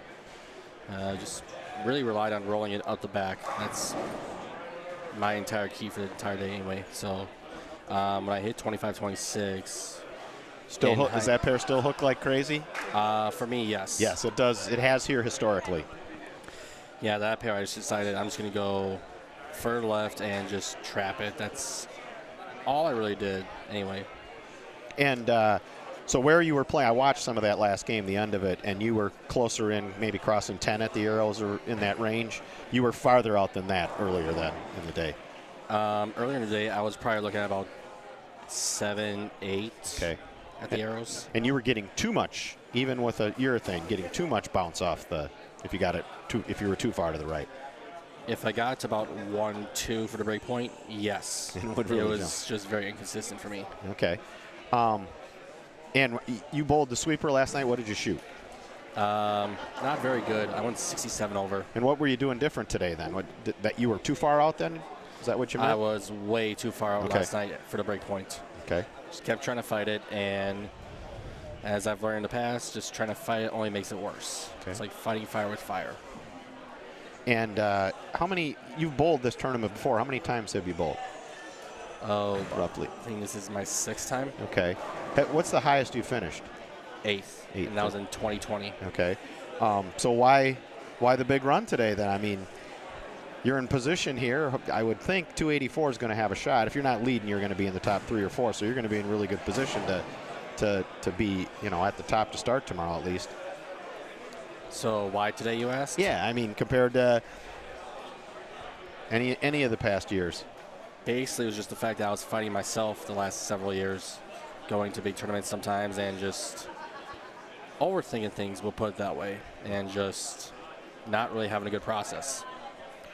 And 12 games tomorrow, a lot different than 6 games of qualifying. Will you think obviously I'm sure you'll start with your thing. Do you think you'll go the whole day with it?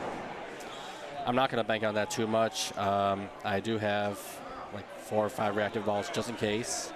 Definitely don't want to think that far, but my guess is somewhere down the line I'll probably switch to maybe an Origin, maybe a Reality. I don't know. Whatever looks good.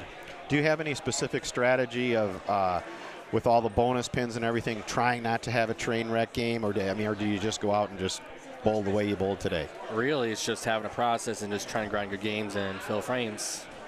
That's really all I rely on when it comes to those situations, is making your spares. When you make your spares, you're giving yourself plenty of pins to work with. And we've seen the scoring pace go up the last couple of years in the tournament using the same pattern. Now there's been a little oil change, but that's about it. You have any theories on why? Do they seem easier for you than they have been the last? I mean, I just got a better general idea of how to play them, really. Yep. I mean, that's all I really went off of. Yeah, just the fact that you've seen the pattern before, you bowled it on it in this house, coming in, and there's no guessing that. That's what, basically, you got a good game plan. Correct. Okay. All right. Well, hey, Josh, great bowling today. We'll obviously see you tomorrow, and for everyone else, B Squad will be coming up. They're oiling the lanes here. Probably, let's see. We won't be too far off. I bet you will probably start in the range of between 1 and 115, because he's already got 4 lanes done. So you can go down and win some jackpots, or ramble the craps table, or whatever it might be. Get yourself lunch and enjoy being high up there, and we'll see you tomorrow. Sounds good. Thank you, Jeff. Thanks.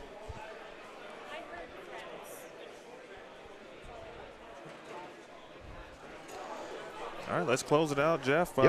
I heard a good portion of that. Good question just regards to like what the game plan could be tomorrow, but there's a lot to look forward to. There's a lot to maneuver through 12 games. I was curious what would happen as we got toward the end of this block, and obviously with a lot of urethane early, there were some pairs, specifically 7 and 8, where Chad Moss, Dave Barris came over there. One hooks immediately. You miss left, it hooks early. They make the adjustment, then it's tight down lane. That was one thing I was concerned about. Didn't see a ton of it, but it definitely seemed to be pair to pair with that regard. Yeah, and the fun thing with tomorrow is with the Flanagan format, as we call it, every game, for those not familiar, we're going to bowl 12 games. There's 48 players. They bowl 1 game on each pair, groups of 4. And every game there is 1 to 48 bonus pins available. The highest score gets 48, down to the lowest score gets 1. So you can, if you qualify 48th, you are not out of it. And that's one of the things we wanted with this tournament, and Mike's format does that. So you could end up seeing someone jump up 30 spots, and it's happened in the past, 30, 40 spots from near the bottom and make the step ladder. And it has happened before. It will happen again, and that makes it a lot of fun to watch.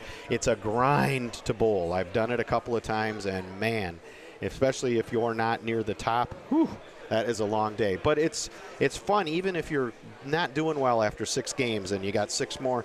If you're buried in 30th, there's always that hope. You run 3 or 4 huge games and add 120 or more bonus pins in those 3 or 4 games, you could really make a move. And we've seen it before. We could see it again. Big thanks again to Jeff Riggles of 11thframe.com. Of course, Cherry Lanes, Diamond Joe Casino. Great facility. Even better bowling center up here. I will be back for sure in one way or another. Maybe I'll bowl at some point. Yeah, all right. Dubuque Regional Sports Commission, Brandon Steen and the Steen team. IAMBowling, Kwik Star, and Kwik Trip. And, of course, Ebonite, all in conjunction, proudly presenting this wonderful event. B Squad is indeed next. It will not start at 1 p.m. Central. What'd you say about what? 115, I would think, because he's already on lane 6 here. He's only got 20 more lanes to do. That is about right. So with that said, I'm going to go grab a quick bite, and then we'll be back at it. Appreciate you tuning in. We got 6 games coming up for B Squad. And with that said, big thank you to Josh Kennedy. Bob Bob, who did go plus, that was his goal today. Whoa. He said even or plus. He said he needs 1 mulligan per game as the host of the tournament. Well, then if he got that, he would be he'd be in tomorrow. He got to plus 61 if I calculated that correctly. For someone who doesn't even bowl, he said, by the way. Well, he's like me. He's up there. So appreciate all tuning in. Again, 6 games, B Squad coming up. For Jeff Riggles, Josh Kennedy, my name is Emil Williams Jr. Of course, thanks to Joe and his entire family. Jim with quickly on the stats. We appreciate it. We will see you back here in about 30 minutes for B Squad. This has been the 11thframe.com Open A Squad. Watched it live and on Bowlstream TV.